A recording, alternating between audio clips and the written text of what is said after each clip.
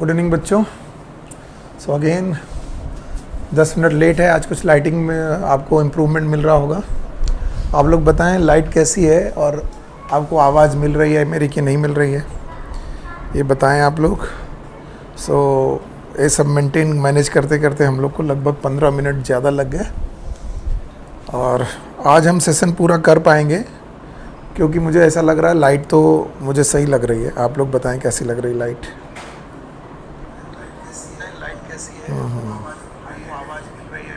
इसका साउंड कम करिए, ये बताएं आप लोग। सो ये सब मेंटेन मैनेज करते करते हम लगभग 15 मिनट ज़्यादा लग गए और आज हम सेशन पूरा कर पाएंगे। हाँ, मेरे को लग रहा है कि लाइट तो आवाज़ आप लोगों को सही आ रही होगी, लाइट भी सही है, ठीक है, इट्स गुड। एनसीईआरटी भी अपडेटेड है और आज का मेन उद्देश्य यही रहेगा कि हम लोग मेनली मोस्ट इम्पॉर्टेंट टॉपिक की तरफ ध्यान दे पाए।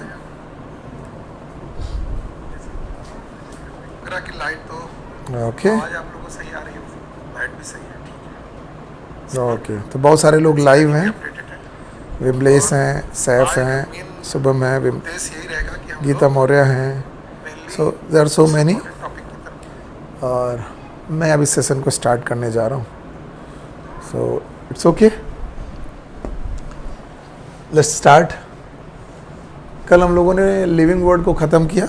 लिविंग वर्ड में के बाद हम आज हमारा उद्देश्य रहेगा कि हम मैक्सिमम से मैक्सिमम 2 घंटे में जो कुछ भी कर सकते हैं वो करने की कोशिश करेंगे।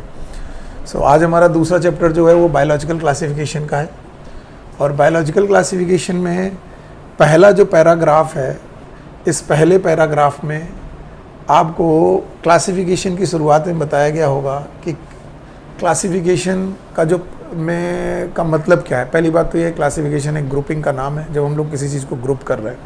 बहुत डिटेल में ना जाते हुए सबसे पहला टॉपिक अगर आपको यहाँ पर देखना है तो सबसे पहला टॉपिक आपको देखना है कि यहाँ पर आपको अरिस्टोटल का नाम मिला होगा। Is a father of biology. Aristotle is a father of biology और आपको याद रखना पड़ेगा कि इन्होंने पहला साइंटिफिक क्लासिफिकेशन किया था, बस पहला पॉइंट यहाँ पर से। और अरिस्टोटल का जो क्लासिफिकेशन था वो प्लांट का 3 टाइप में था, ट्रीज में था, श्रब में था और हर्ब में था, ये याद रखना पड़ेगा। और इन्होंने एनिमल का क्लासिफिकेशन भी किया था with red blood and without red blood. याद रखना विथ रेड ब्लड और विदाउट रेड ब्लड के लिए 2 शब्द आते हैं, एक आता है अनेमा, अनेमा का मतलब होता है विदाउट रेड ब्लड, और एक शब्द आता है इनेमा, इनेमा का मतलब होता है विथ रेड ब्लड। अनेमा शब्द अनीमिया शब्द यहीं से बनाया गया, तो आप अनेमा का मतलब विदाउट रेड ब्लड हो गया। पहले पैराग्राफ में इससे ज़्यादा आपको ज़्यादा ध्यान नहीं रखना। तो पहला साइंटिस्ट आपको याद रखना जिससे एक क्वेश्चन बन सकता है, that is Aristotle, is also known as father of biology. और फादर ऑफ बायोलॉजी बोलने के बाद उन्होंने पहले साइंटिफिक क्लासिफिकेशन अटेम्प्ट किए थे। इसके बाद आप लोग देखेंगे तो आपको यहाँ पर 2 किंगडम सिस्टम मिलेगा अरिस्टोटल के जाने के बाद। यानी अरिस्टोटल के बाद यहाँ पर जो 2 किंगडम क्लासिफिकेशन दिया गया वो कैरोलस लीनियस की बात है, हम लोग मानते हैं इन्हें कैरोलस लीनियस को।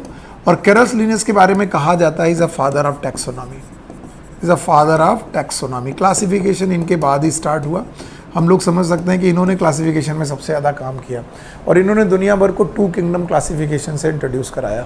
दुनिया भर को बताया कि इस दुनिया में केवल 2 ही किंगडम है, एक का नाम है प्लांट और एक का नाम है एनिमल। याद रखना चूंकि ये भी क्लासिफिकेशन एक साइंटिफिक बेसिस ऑफ क्लासिफिकेशन था। साइंटिफिक क्लासिफिकेशन होने की वजह से हम लोग ये कह सकते हैं कि इसका भी कुछ ना कुछ बेसिस रहा होगा कि किसे हम प्लांट बोलेंगे और किसे एनिमल बोलेंगे। बहुत ध्यान से समझिएगा, बहुत ध्यान से समझने की ज़रूरत है आपको। प्लांट और एनिमल के जो क्लासिफिकेशन है ये डिपेंड होते थे बेटा सेल वॉल की प्रेजेंस और एब्सेंस की बेसिस पर। यानी याद रखना है आपको, अगर सेल वॉल प्रेजेंट है, अगर सेल वॉल प्रेजेंट है, सेल वॉल प्रेजेंट रही होगी तो हम इन्हें बोलते रहेंगे प्लांट। और अगर सेल वॉल एब्सेंट रहेगी, अगर सेल वॉल एब्सेंट होगी, अगर सेल वॉल एब्सेंट मानी जाएगी तो इन्हें हम लोग मानेंगे एनिमल्स। याद रखना, तो 2 तरीके के किंगडम इन्होंने बनाए थे, एक था प्लांट और एक था एनिमल। ओके, एक चीज़ और बताने की कोशिश करूंगा मैं, आप लोग ध्यान से समझिएगा कि प्लांट और एनिमल के क्लासिफिकेशन में 2-3 चीज़ें आपको याद रखनी पड़ेगी। जब भी आप लीनियस की बात करते हैं, 2 किंगडम की बात करते हैं, यू नो जब भी आप 2 किंगडम की बात करते हैं, सो टू किंगडम क्लासिफिकेशन में आपको मालूम है ये दो किंगडम किस आधार पर बताए गए। यहाँ पर एक छोटा सा टॉपिक है, इसको समझ लेने की ज़रूरत है। पहला पॉइंट तो ये है कि आपने बोला कि सर वो सब के सारे लोग प्लांट हैं जिनके पास सेल वॉल प्रेजेंट है, और वो सारे के सारे लोग एनिमल हैं जिनके पास सेल वॉल एब्सेंट है। तो सेल वॉल का क्राइटेरिया लेकर के क्या क्या एग्जाम्पल दिए गए होंगे वो याद रखिएगा। एक तो यहाँ पर बताया गया होगा जो बैक्टीरिया हैं ये प्लांट में रखे गए होंगे। आज हम बैक्टीरिया को अलग किंगडम में मानते हैं, लेकिन लीनियस का क्लासिफिकेशन में bacteria include in the plant kingdom. Bacteria के अलावा यू नो दैट साइनोबैक्टीरिया जो हैं, साइनोबैक्टीरिया ये भी प्लांट किंगडम के अंडर में आते थे। इसके अलावा मैं आपको बता दूं एल्गी जो थे वो भी प्लांट किंगडम के अंडर में आते थे। यानी याद रखना फंजाई भी प्लांट किंगडम के अंदर में आते थे। एल्गी और फंजाई को भी हम प्लांट किंगडम के अंदर में ही मानेंगे। इसके अलावा आपको मालूम है ब्रायोफाइटा से लेकर एंजियोस्पर्म तक ये सारे के सारे लोग प्लांट किंगडम में माने गए थे। याद रखना पड़ेगा इन सब में सेल वॉल प्रेजेंट थी। मैं एक छोटा सा पॉइंट आपको यहाँ से बताने की कोशिश करता हूँ, इन सब में सेल वॉल प्रेजेंट थी। लेकिन अगर आप एनिमल की बात करेंगे तो इनमें सेल वॉल एब्सेंट है। अच्छा, सेल वॉल एब्सेंट है, याद रखना। कई बार बच्चे मुझसे पूछते हैं क्या लीनियस को ये सारे नाम मालूम थे? नहीं, लीनियस को तो दो किंगडम मालूम थे, एक प्लांट और एक एनिमल, जिनमें सेल वॉल प्रेजेंट है और सेल वॉल एब्सेंट है। एनिमल के लिए मैं 12 लोगों के नाम लूँगा, आप स्टार्ट कर सकते हैं फ्रॉम द प्रोटोजोआ। याद रखना प्रोटोजोआ इनके हिसाब से एनिमल था जिसमें अमीबा और पैरामीशियम आते हैं। मैं डिटेल में जा रहा हूँ। पोरीफेरा, इसके अलावा सीलेंट्रेटा, इसके अलावा टीनोफोरा, इसके अलावा प्लेटीहेलमिन्थीज, इसके अलावा Aschelminthes, Annelida, Arthropoda, Mollusca, Echinodermata, Hemichordata, Chordata. So आपको ये याद रखना पड़ेगा कि कितने किंगडम थे, कितने किंगडम थे। एक थे प्लांट किंगडम और एक था एनिमल किंगडम। याद रखना प्लांट और एनिमल किंगडम बताने के बाद ये बताते हैं कि लीनियस के सिस्टम में थोड़ी सी खामियां थी। खामियां ये थी कि लीनियस के किंगडम सिस्टम में हम लोग दो चीज़ों पे ध्यान नहीं दे पाए। हम लोग केवल सेल वॉल की प्रेजेंस और एब्सेंस के बारे में ध्यान दे पाए, बाकी चीज़ों के बारे में ध्यान नहीं दे पाए। और वो क्या बातें थी, क्या समस्याएं थी, वो आपको देखनी चाहिए। एक बार मैं फिर आपसे कहूँगा कि वो समस्याएं देखनी चाहिए। चलिए आपको दिखाने की कोशिश करता हूँ, आप अगर समझ लें तो अच्छी बात है। याद रखना इनमें जो बैक्टीरिया है और साइनोबैक्टीरिया है, रादर बैक्टीरिया जो है ये यूनिसेलुलर है, एल्गी यूनिसेलुलर है और साथ में मल्टीसेलुलर भी है, फंजाई यूनिसेलुलर और मल्टीसेलुलर दोनों हैं, और ब्रायोफाइटा से लेकर के बेटा एंजियोस्पर्म तक सारे के सारे लोग मल्टीसेलुलर हैं। अभी आप आइए प्रोटोजोआ। प्रोटोजोआ में दो तरीके के लोग आते हैं। आपने सुना होगा अमीबा का नाम सुना होगा, पैरामीशियम का नाम सुना होगा। रादर हम लोग बहुत सारे और भी एनिमल के बारे में जानते हैं जो प्रोटोजोआ में आते हैं, लेकिन हम अभी अमीबा और पैरामीशियम के बारे में बात करने की कोशिश कर रहे हैं। So protozoa is a unicellular and the rest of the you know organism included in animal kingdom is multicellular. So बोलते हैं लीनियस के क्लासिफिकेशन में कुछ समस्याएं थी। ये मैं डिटेल में पढ़ा चुका हूँ कि वो क्लासिफिकेशन में क्या समस्या थी, पर मैं यहाँ पर वो तीनों समस्याएं आपके सामने लिखने की कोशिश कर रहा हूँ। पहली समस्या ये थी कि लीनियस ने यूनिसेलुलर ऑर्गेनिज्म को मल्टीसेलुलर ऑर्गेनिज्म के साथ क्लासीफाई कर दिया। याद रखना ये क्वेश्चन आप लोग एनसीईआरटी में ढूंढेंगे तो मिल जाएगा। यूनिसेलुलर लोगों को मल्टीसेलुलर लोगों के साथ क्लासीफाई कर दिया। दूसरा पॉइंट ये है कि लीनियस का दूसरा लिमिटेशन ये था कि इन्होंने प्रोकैरियोटिक ऑर्गेनिज्म को, अब यहाँ पर डिटेल बताने का टाइम नहीं है कि व्हाट इज प्रोकैरियोटिक। जिनके न्यूक्लियस में न्यूक्लियर मेम्ब्रेन नहीं है वो प्रोकैरियोटिक है, जिनके न्यूक्लियस में न्यूक्लियर मेम्ब्रेन है वो यूकैरियोटिक है। इन्होंने प्रोकैरियोटिक ऑर्गेनिज्म को यूकैरियोटिक ऑर्गेनिज्म के साथ क्लासीफाई कर दिया। याद रखना। और तीसरा बेटा सबसे बड़ी समस्या थी इनकी कि इन्होंने फोटोसिंथेटिक ऑर्गेनिज्म को, याद रखना फोटोसिंथेटिक ऑर्गेनिज्म को नॉन फोटोसिंथेटिक ऑर्गेनिज्म के साथ क्लासीफाई कर दिया। फोटोसिंथेटिक और नॉन फोटोसिंथेटिक का एग्जाम्पल अगर आपको देखना है तो आप नोट्स में वापस जाइए और आपको मालूम है कि क्या होगा वहां पर। आपको मालूम है bacteria is non photosynthetic, cyanobacteria is photosynthetic, algae is photosynthetic, fungi is non photosynthetic. इसका मतलब इन्होंने फोटोसिंथेटिक को नॉन फोटोसिंथेटिक के साथ क्लासीफाई कर दिया। तो एक ही सिंपल सी डेफिनेशन में समस्या आती कि लीनियस के टू किंगडम सिस्टम में तीन बड़ी समस्याएं क्या थी, और वो तीन बड़ी समस्याएं मैं आपको बता चुका हूं। आप उन तीन बड़ी समस्याओं को समझने की कोशिश करिएगा। पहली बड़ी समस्या ये थी कि इन्होंने यूनिसेलुलर को मल्टीसेलुलर के साथ क्लासीफाई कर दिया।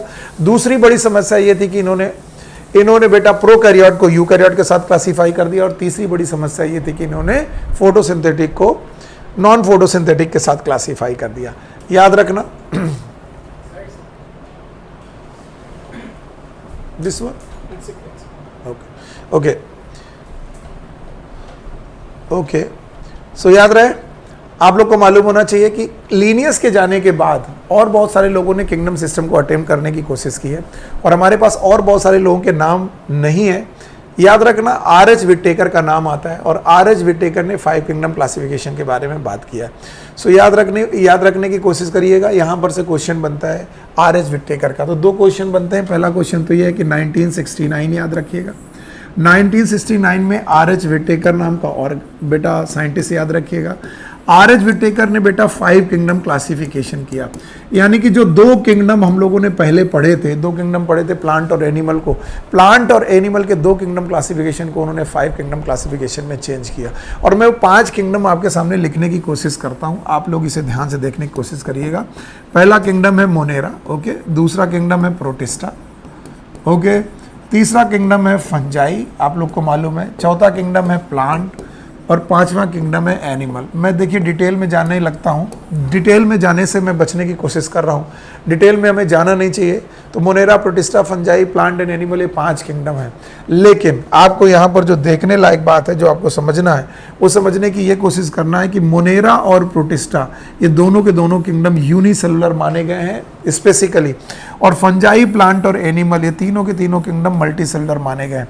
तो देखिए, जो लीनियस की पहली समस्या थी कि यूनिसेलुलर और मल्टीसेलुलर को साथ साथ क्लासीफाई कर दिया गया था, यहाँ पर वो समस्या नहीं है। यहाँ पर यूनिसेलुलर लोगों को अलग कर दिया गया, मल्टीसेलुलर लोगों को अलग कर दिया गया। यूनिसेलुलर में मोनेरा और प्रोटिस्टा अलग आ गए, फंजाई, प्लांट, एनिमल ये तीनों के तीनों मल्टीसेलुलर हो गए और ये अलग चले गए। याद रखना, मोनेरा और प्रोटिस्टा दोनों यूनिसेलुलर होने के बावजूद भी दोनों एक दूसरे से अलग हैं, और किस बात में अलग हैं वो भी जानने की कोशिश करिएगा। आप लोग किस बात में अलग हैं ये जानने की कोशिश करिए। ये जो मोनेरा हैं, they are the prokaryote. Monera जो भी है बेटा, मोनेरा जो है वो है prokaryote, okay, I am sorry,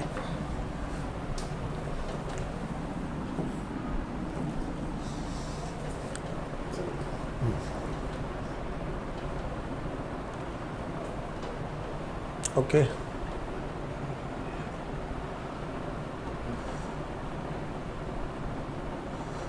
okay, sorry. So थोड़ा सा टेक्निकल मिस्टेक आती है कभी कभी। तो मोनेरा जो है वो यूनिसेलुलर प्रोकैरियोट्स है,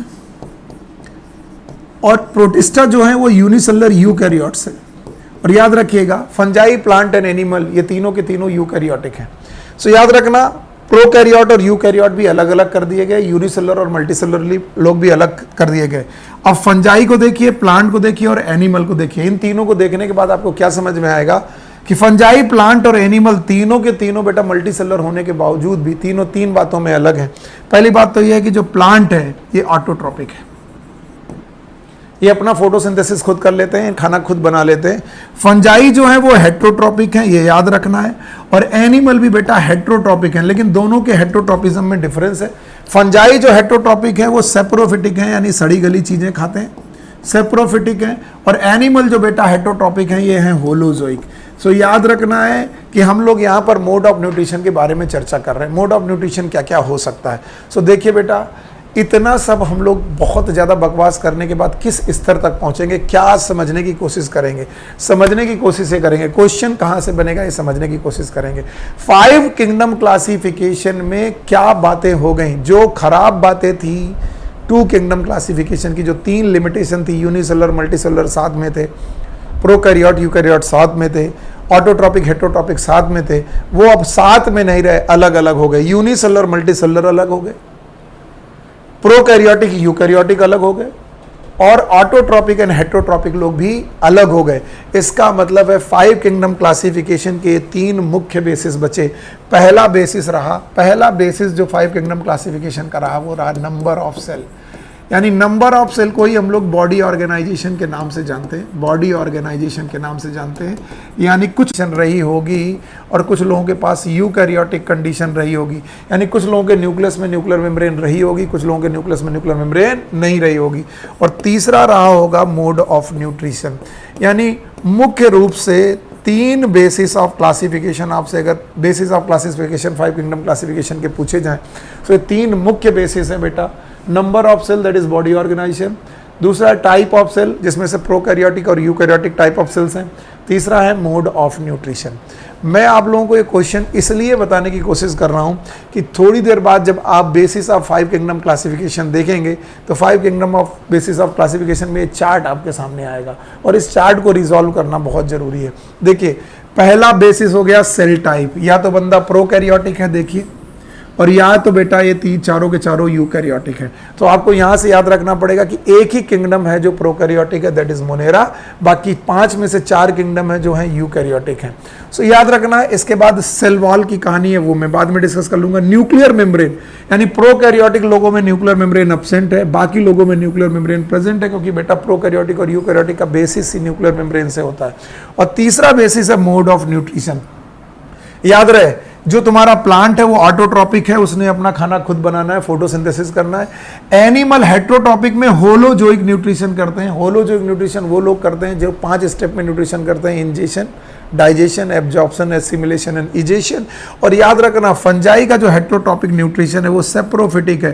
सेप्रोफिटिक एंड पैरासिटिक है। पैरासाइट तो हर जगह इन्वॉल्व है। याद रखना, सेप्रोफिटिक का मतलब वो है जो सड़ी गली चीजों को लोग खाए। याद रहे, बॉडी ऑर्गेनाइजेशन यानी नंबर ऑफ सेल, यहां पर रहा सेलुलर क्योंकि बेटा यूनिसेलुलर है। प्रोटिस्टा का भी बेटा बॉडी ऑर्गेनाइजेशन है सेलुलर क्योंकि यूनिसेलुलर है। और फंजाई का है मल्टी सेलुलर, प्लांटी का है मल्टी सेलुलर, एनिमल का भी है multi cellular. What I want to share कि ये चार्ट के बिना अगर क्वेश्चन बन रहा है तो मुश्किल होगा। आप लोग 5 किंगडम क्लासिफिकेशन का बेसिस बिना समझे, इस 5 किंगडम क्लासिफिकेशन का बेसिस देखने के लिए चार्ट आपको मालूम होना चाहिए। सो इस चार्ट पे ध्यान देना है। तो 3 मुख्य बेसिस हो गए, number of cell, type of cell, और तीसरा बेसिस हो गया बेटा it is the mode of nutrition.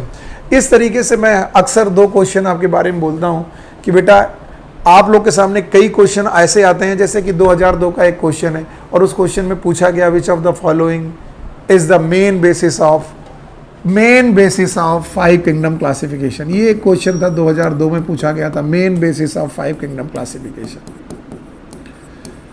5 kingdom classification. और ये जो main basis of 5 kingdom classification था और इसमें 4 ऑप्शन उन लोगों ने दिए थे।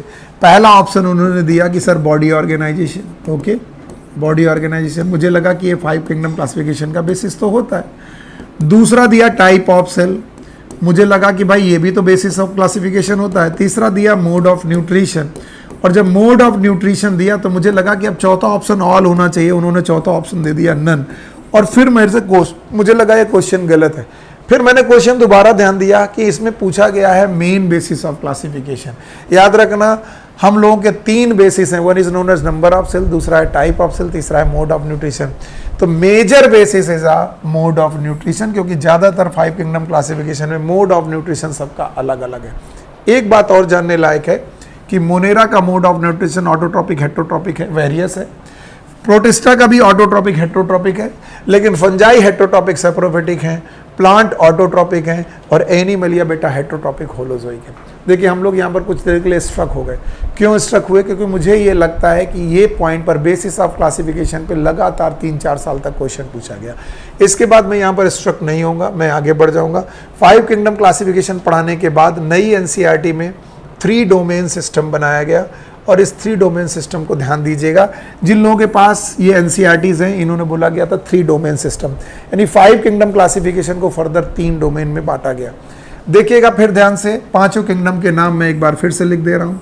पहला किंगडम था Monera, thank you very much, और दूसरा किंगडम था प्रोटिस्टा, तीसरा किंगडम था फंजाई, चौथा किंगडम था प्लांट, और 5वां किंगडम था एनिमल। अब एक साइंटिस्ट आते हैं कार्ल वीज, जो यहां पर नाम नहीं दिया गया। कार्ल वीज ने क्या किया कि मोनेरा को, इस पर्टिकुलर पहले किंगडम को जिसका नाम था मोनेरा, इसको 2 डोमेन में बांट दिया। एक डोमेन का नाम रख दिया बैक्टीरिया या फिर यू बैक्टीरिया, और दूसरे का नाम रख दिया आर्की बैक्टीरिया, यानी आर्की बैक्टीरिया एक डोमेन है और बैक्टीरिया एक डोमेन है। तो याद रखना, मोनेरा को 2 डोमेन में बांटा गया। बहुत बढ़िया क्वेश्चन बन सकता। Monera has been classified into 2 domain. और बाकी बेटा प्रोटिस्टा से लेकर एनिमल तक को हम लोगों ने यूकैरिया नाम के तीसरे डोमेन में बांट दिया। तो याद रखना, अब आपके सामने 3 डोमेन बन जाते हैं। एक तो हो जाता है बैक्टीरिया, फिर दूसरा हो गया आर्की और तीसरा हो गया यूकैरिया। और यूकैरिया में टोटल 4 के 4 किंगडम चले गए, प्रोटिस्टा चला गया, फंजाई चला गया, प्लांट चला गया, एनिमल चला गया। सो ये 3 डोमेन सिस्टम अक्सर आपसे पूछा जाता है। और अगर आप इन लाइनों पे ध्यान देने की कोशिश करेंगे तो इन लाइनों में लिखा 3 domain system and has been also propose divide the kingdom Monera into 2 domain, यानी किंगडम मोनेरा को 2 डोमेन में, living the remaining eukaryotic kingdom in the 3rd domain, यानी कि बाकी जितने यूकैरियोटिक किंगडम में Protista, Fungi, plant and animal, इनको तीसरे डोमेन में बांटा है। और फिर इसके बाद इन्होंने 6 किंगडम क्लासिफिकेशन के बारे में बताया। अब बच्चे कई बार पूछते हैं what is the meaning of 6 kingdom classification. तो मैं ये मानता हूं कि इन 4 किंगडम को आप 4 किंगडम मान लो और मोनेरा वाले को 2 डोमेन को एक एक अलग किंगडम मान लो, तो 4 और 2 मिलाकर के 6 किंगडम क्लासिफिकेशन है। रादर ये रियल 6 किंगडम क्लासिफिकेशन नहीं है कार्ल वीस का। सो आप लोग फिलहाल 3 डोमेन और 6 किंगडम क्लासिफिकेशन से एक क्वेश्चन पा सकते हैं। जहां से आपको क्वेश्चन आ सकता है वो आप लोग देख लीजिएगा। मैं फिर से बता दे रहा हूं कि 5 किंगडम क्लासिफिकेशन के बेसिस बहुत इंपॉर्टेंट हैं, जिससे अक्सर क्वेश्चन बनते हैं। 5 मैंने कहा था किसी भी किंगडम को पढ़ते वक्त आपको केवल 8 पॉइंट याद रखने हैं, बाकी सारी चीज़ें आपको धीरे धीरे समझ में आती जाएंगी। मैंने कहा था सबसे पहले तो आपको हैबिट एंड हैबिटेट के बारे में बात करनी है, किसी भी किंगडम के हैबिट एंड हैबिटेट के बारे में बात करनी है। दूसरी बात हम लोग बात करनी है फॉर्म के बारे में, कि वो यूनिसेलुलर है कि मल्टीसेलुलर है, ये बात करनी है। इसके बाद हम लोग के बेटा फॉर्म के बाद हम लोग इनकी मॉर्फोलॉजी के बारे में बात करते हैं। अगर हमें मॉर्फोलॉजी पता हो तो अच्छी है, किसी भी किंगडम के ऑर्गेनिज्म की मॉर्फोलॉजी अगर हमें पता चल जाए। चौथा पॉइंट हम लोगों ने बताया था एनाटमी, अगर उस किंगडम के लोगों की एनाटमी पता चल जाए तो और भी अच्छी बात है। इसके बाद हम लोगों ने कहा था बेटा मोड ऑफ न्यूट्रिशन, अगर हमें उस किंगडम का मोड ऑफ न्यूट्रिशन पता चल जाए तो और भी अच्छी बात है। फिर इसके बाद हम लोगों ने कहा था मोड ऑफ रिप्रोडक्शन पता चल जाए कि हमारी इकोलॉजिकल इंपॉर्टेंस क्या है। और इसके बाद हम लोगों को पता चल जाए क्लासिफिकेशन एंड एग्जाम्पल। हालांकि ये छोटे छोटे पॉइंट हैं, तो जिन लोगों ने मुझसे कभी पढ़ा है किसी भी किंगडम को, हम लोगों ने 8 पॉइंट में ही पढ़ा है। पहला पॉइंट है हैबिट एंड हैबिटेट, दूसरा पॉइंट है फॉर्म, तीसरा पॉइंट है मॉर्फोलॉजी, चौथा पॉइंट है एनाटमी, पांचवा है मोड ऑफ न्यूट्रिशन, छठा है बेटा मोड ऑफ रिप्रोडक्शन, सातवां ecological important and classification and example. मैं डिटेल पढ़ा नहीं रहा हूँ, अगर मैं डिटेलिंग में स्ट्रक कर गया तो फिर एक चैप्टर रह पाएगा। मैं फिर से भाग रहा हूँ, आपके सामने देखते जाइए। अगर मैं पूछूं किंगडम मोनेरा का हैबिट एंड हैबिटेट क्या है, तो आप क्या बोलेंगे? कॉस्मोपॉलिटन। कॉस्मोपॉलिटन का मतलब क्या है? ये हर जगह मिलेंगे, ये आपको लैंड में मिलेंगे, वाटर में मिलेंगे, एयर में मिलेंगे, आपके पेट में मिल सकते हैं, आंत में मिलेंगे। एस्चेरिचिया कोलाई आपके कोलॉन में पाया जाता है। इसके अलावा कॉस्मोपॉलिटन का मतलब होता है सर्वव्यापी, जो हर जगह प्रेजेंट हो। देखिए डिटेल में मैं नहीं जा रहा हूँ, हर जगह प्रेजेंट है, एक्सट्रीम हैबिटेट तक में प्रेजेंट है। ये आइस जैसी जगहों पे प्रेजेंट हो सकते हैं बेटा, ये बेटा आपको हॉट स्प्रिंग्स में मिल सकते हैं। तो याद रखना हैबिट एंड हैबिटेट में आपको बहुत डिटेलिंग नहीं करनी है।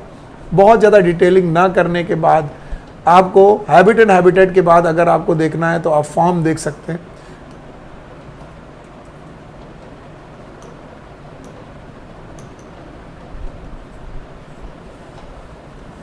ओके, फॉर्म देखते वक्त हम लोग को क्या देखना है? फॉर्म देखते वक्त हम लोग देख सकते हैं ये लोग यूनिसेलुलर है और प्रोकैरियोटिक है। यूनिसेलुलर प्रोकैरियोटिक है। मॉर्फोलॉजी से एक क्वेश्चन आता है, वैसे तो मॉर्फोलॉजी बहुत डिटेल में नहीं दी गई है, मैं आपको सजेस्ट करूंगा अभी डिटेल में जाने की जरूरत नहीं है। आपको मॉर्फोलॉजी देखते वक्त देखने हैं 4 फॉर्म। आइए मैं मॉर्फोलॉजी पे जा रहा हूँ, एनाटॉमी हमारे कोर्स में है नहीं, तो मैं मॉर्फोलॉजी पे जा रहा हूँ और मॉर्फोलॉजी पे जाते वक्त मैं आपके सामने वो 4 मॉर्फोलॉजी आपके सामने निकाल के रखता हूँ। ये देखिए वो 4 मॉर्फोलॉजी आपकी बुक में दी गई हैं। पहला है कोकाई, ये स्फेरिकल फॉर्म है, स्ट्रेप्टोकोकस, न्यूमोकोकस, कोई भी कोकाई स्ट्रक्चर हो सकता है। दूसरा है rod shape, that is known as bacilli. तीसरा है स्पाइरल, स्पाइरुलम जिन्हें बोलते हैं, और चौथा है विब्रियो, कॉमा शेप है। तो 4 मुख्य बेटा आपको मुख्य रूप से 4 मॉर्फोलॉजी मिल जाएगी, वो आप लोग के सामने दिखाई पड़ रही है। एक है कोकाई, कोकस जिन्हें बोलते हैं, स्फेरिकल बोलते हैं, दूसरा रॉड शेप्ड है बैसिलस बोलते हैं, तीसरे स्पाइरल है स्पाइरुलम बोलते हैं, और चौथे कॉमा शेप्ड है जिन्हें हम लोग विब्रियो बोल सकते हैं। तो 4 प्रकार की मेन मॉर्फोलॉजी के साथ हम लोग कभी कभी डील कर सकते हैं। और यहाँ से क्वेश्चन बहुत ज़्यादा डिटेलिंग में नहीं जाएगा, लेकिन देखिए आप मेरे पॉइंट भूल चुके होंगे। हमने क्या बोला था? पहला पॉइंट हैबिट एंड हैबिटेट, दूसरा पॉइंट क्या बोला था? फॉर्म में हम लोगों ने बोला ये यूनिसेलुलर और प्रोकैरियोटिक है, तीसरा क्या बोला था? मॉर्फोलॉजी। एनाटॉमी हमारे कोर्स में है नहीं। अब बचता है मोड ऑफ न्यूट्रिशन। सो अगला पॉइंट अगर मुझसे कोई पूछे तो मैं पूछूंगा अगला पॉइंट आप क्या बात करेंगे? So we will deal with the mode of nutrition. याद रहे, मोड ऑफ न्यूट्रिशन पढ़ते वक्त आप सब लोगों को इतना याद रखना है कि दे have the various type of mode of nutrition.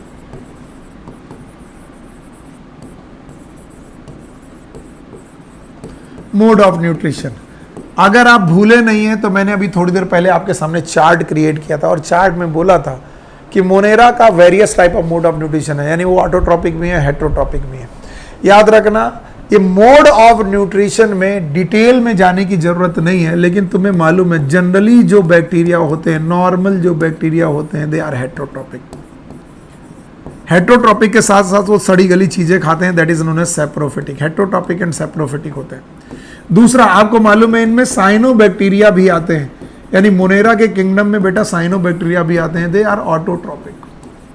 पर याद रखना, ये कीमो ऑटोट्रॉपिक भी होते हैं, फोटो ऑटोट्रॉपिक भी होते हैं, तो ऑटोट्रॉपिक में भी वेरिएशन होते हैं। तो दुनिया में सबसे ज़्यादा various type of mode of nutrition अगर कहीं भी पूछा जाता, फिर से क्वेश्चन पूछ रहा हूँ, most various type of mode of nutrition and most various type of metabolism अगर कभी पूछी जाए तो आप इसका आंसर मोनेरा लगाइएगा। तो हैबिट एंड हैबिटेट हो गया, फॉर्म हो गया, मॉर्फोलॉजी हो गई, एनाटॉमी हो गई, मोड ऑफ न्यूट्रिशन हो गया। मोड ऑफ रिप्रोडक्शन अगर कभी तुमसे पूछा जाए कि इनका रिप्रोडक्शन का तरीका क्या है, याद रखना, मोड ऑफ रिप्रोडक्शन में हम लोग आज तक जितने प्रकार के रिप्रोडक्शन पढ़ते आए हैं वो टोटल 3 प्रकार के रिप्रोडक्शन पढ़ते आए। पहला रिप्रोडक्शन हम लोग बोलते हैं वेजिटेटिव रिप्रोडक्शन, दूसरा रिप्रोडक्शन हम लोग पढ़ते आए एसेक्सुअल रिप्रोडक्शन, और तीसरा रिप्रोडक्शन जो हम लोग पढ़ते आए हैं वो है सेक्सुअल रिप्रोडक्शन। याद रखना, बैक्टीरिया में सेक्सुअल रिप्रोडक्शन बहुत ही प्रिमिटिव टाइप का सेक्सुअल रिप्रोडक्शन है, और इस primitive type of sexual reproduction को हम लोग कॉन्जुगेशन बोलते हैं। कॉन्जुगेशन बोलते हैं, डिटेल में मैं नहीं जाऊंगा, डिटेल पढ़ने के लिए फिर कभी मिलेंगे हम लोग। कॉन्जुगेशन। वेजिटेटिव रिप्रोडक्शन इनका मुख्य रिप्रोडक्शन है, जिसमें हम लोग मेन रूप से बाइनरी फिजन पढ़ते हैं, यानी कि बैक्टीरिया एक सेल से 2 सेल में टूट रहा है, it is known as binary fission. और एसेक्सुअल रिप्रोडक्शन में ये दुनिया का one of the most hardest spore बनाते हैं। फिर से बोल रहा हूँ, दुनिया का one of the most hardest spore बनाते हैं, और उस स्पोर को हम लोग बोलते हैं एंडोस्पोर। याद रखना, जू स्पोर नहीं है, ए प्लानो स्पोर नहीं है, ये एंडोस्पोर है। सो बैक्टीरियल स्पोर्स जो होते हैं दुनिया के सबसे हार्डेस्ट स्पोर में से एक स्पोर होते हैं। सो मैं आपसे फिर कहूँगा, इनका मेन रिप्रोडक्शन हमेशा वेजिटेटिव रिप्रोडक्शन है। ए सेक्सुअल रिप्रोडक्शन में ये एंडोस्पोर बना देते हैं। एंडोस्पोर बनाने के अलावा सेक्सुअल रिप्रोडक्शन में इनके पास कॉन्जुगेशन है, जो primitive type of sexual reproduction है। मैंने क्या बोला? हैबिट एंड हैबिटेट हो गया, फॉर्म हो गया, मॉर्फोलॉजी हो गई, एनाटॉमी हो गई, मोड ऑफ न्यूट्रिशन हो गया, मोड ऑफ रिप्रोडक्शन हो गया। इकोलॉजिकल इंपॉर्टेंस को समझने के लिए इनका हम लोगों को क्लासिफिकेशन पढ़ना पड़ेगा। और याद रखना, पूरी मोनेरा को, पूरी की पूरी मोनेरा को 2 पार्ट में बांटा गया है। आपके सामने वो दोनों पार्ट एनसीईआरटी ने बड़े प्यार से दिए हैं, देख लीजिए। पहला पार्ट है आर्की बैक्टीरिया। सी, आपके सामने मैं एनसीईआरटी के सामने रख रहा हूँ। पहला पार्ट जो है वो है आर्की बैक्टीरिया, और ये रहा वो आर्की बैक्टीरिया। और आर्की बैक्टीरिया को आप समझने की कोशिश करिए। आर्की शब्द ही बेटा आर्काइव शब्द से लिया गया है। आर्काइव शब्द का मतलब ही होता है जो बहुत पुराने हों, जो बहुत धरोहर जैसे हो। आर्काइव इन्हें इसलिए बोलते हैं कि जब लाइफ का ओरिजिन हुआ, इवोल्यूशन पढ़ाते वक्त मैं पढ़ाता हूँ कि लगभग 2000 billion year ago, sorry 2000 million year ago या 2 बिलियन ईयर एगो हमारी पहली लाइफ, पहली सेल बनी, और वो सेल क्या रही होगी? That will be the archaebacteria. Archaebacteria तब से प्रेजेंट है, they are the oldest living fossil. ये हमारे धरोहर जैसे हैं, that's why they are known as archaebacteria. So हम लोग बोलते हैं archaebacteria is the oldest living organism. ये ओल्डेस्ट लिविंग ऑर्गेनिज्म है या ओल्डेस्ट लिविंग सेल है, इसीलिए इन्हें हम लोग आर्की बैक्टीरिया रहते हैं। और जिस समय पर ये बने उस समय पर ओरिजिन ऑफ लाइफ हो रही थी, और उस समय पर अर्थ का एटमॉस्फेयर कभी भी अच्छा नहीं था। इसका मतलब है आर्की बैक्टीरिया दुनिया के सबसे हार्श एनवायरनमेंट में रहने के आदी है। अच्छा, एक क्वेश्चन यहां से बनता है, जो क्वेश्चन हमें याद रखना पड़ेगा। आर्की बैक्टीरिया सबसे हार्श एनवायरनमेंट में रह सकते हैं, ऐसे ऐसे एनवायरनमेंट में रह सकते हैं जहां पर दूसरे बैक्टीरिया नहीं रह सकते, हार्श एनवायरनमेंट में रह सकते हैं। और इन हार्श एनवायरनमेंट में रहने की वजह से इन्हें 3 प्रकार का माना गया है। एक तो बोला गया है थर्मो एसिडोफिल। थर्मो एसिडोफिल आप लोग देख लीजिएगा, आपकी बुक में लिखा होगा थर्मो एसिडोफिल्स। दूसरे प्रकार के बेटा इट इज नोन एज हैलोफिल्स, हैलोफिल्स। और तीसरे प्रकार के हैं मिथेनोजेंस। अब आप लोग को मालूम ही है, इनमें डिटेलों में जा रहा हूं मैं, टाइम लग रहा। थर्मो एसिडोफिल में जो हाई टेम्परेचर हॉट स्प्रिंग्स में रह सकते हैं, एसिड कंडीशन में रह सकते हैं। हैलोफिल जो बेटा नमक हाई सॉल्ट कंसंट्रेशन में रह सकते हैं। और मिथेनोजेन जो एनारोबिक कंडीशन में रह सकते हैं। एनारोबिक कंडीशन में रहते वक्त ये मीथेन गैस का प्रोडक्शन करते हैं। क्वेश्चन ये बनता है कि आर्की बैक्टीरिया इतने हार्श एनवायरनमेंट में क्यों रह लेते हैं? तो आर्की बैक्टीरिया हार्श एनवायरनमेंट में इसलिए रह लेते हैं क्योंकि इनकी सेल वॉल और सेल मेम्ब्रेन के स्ट्रक्चर नॉर्मल बैक्टीरिया से अलग है। फिर से बोल रहा हूं, इनकी सेल वॉल और रादर सेल मेम्ब्रेन, मेनली तो सेल मेम्ब्रेन के स्ट्रक्चर जो है इन नॉर्मल बैक्टीरिया से अलग हैं। तो पहली बात तो आप ये ध्यान कर ले, पेप्टाइडोग्लाइकन नाम की सेल वॉल पाई जाती है नॉर्मल बैक्टीरिया में। सो इनका पेप्टाइडोग्लाइकन का कंसर्न बेटा जो भी फॉर्मेशन है सेल वॉल का वो नॉर्मल पेप्टाइडोग्लाइकन से डिफर करता है। दूसरा, इनकी सेल मेम्ब्रेन में प्रोटीन, ब्रांच प्रोटीन, वो ब्रांच चेन अमीनो एसिड बहुत ज़्यादा पाए जाते हैं। इसलिए एक क्वेश्चन बना है कि आर्की बैक्टीरिया इतने हार्श एनवायरनमेंट में क्यों रह लेते हैं। इसके बाद बेटा आर्की बैक्टीरिया के बाद आपकी एनसीईआरटी में यू बैक्टीरिया की कहानी आती है। यू का मतलब ही होता है ट्रू बैक्टीरिया। ये वो बैक्टीरिया हैं जो ट्रू बैक्टीरिया है। यू का मतलब ही है बेटा true bacteria. Okay, eu is known as true bacteria. Eu का मतलब होता है ट्रू बैक्टीरिया। और ट्रू बैक्टीरिया को हम लोगों ने फर्दर कई पार्ट में बांटा हुआ है, उसके लिए घबराने की जरूरत नहीं है। यू बैक्टीरिया का क्लासिफिकेशन मोड ऑफ न्यूट्रिशन की बेसिस पर है। किसकी बेसिस पर है? मोड ऑफ न्यूट्रिशन की बेसिस पर। यानी फर्दर यू बैक्टीरिया को क्लासिफाई किया गया है 3 प्रकार का। एक ऐसे बैक्टीरिया हैं जो हेट्रोट्रॉपिक, बेटा ध्यान से समझ लेना, हेट्रोट्रॉपिक है, वो अपना खाना नहीं बना पाते। ज्यादातर बैक्टीरिया हेट्रोट्रॉपिक है और इसीलिए बेटा ये पैरासिटिक बैक्टीरिया है।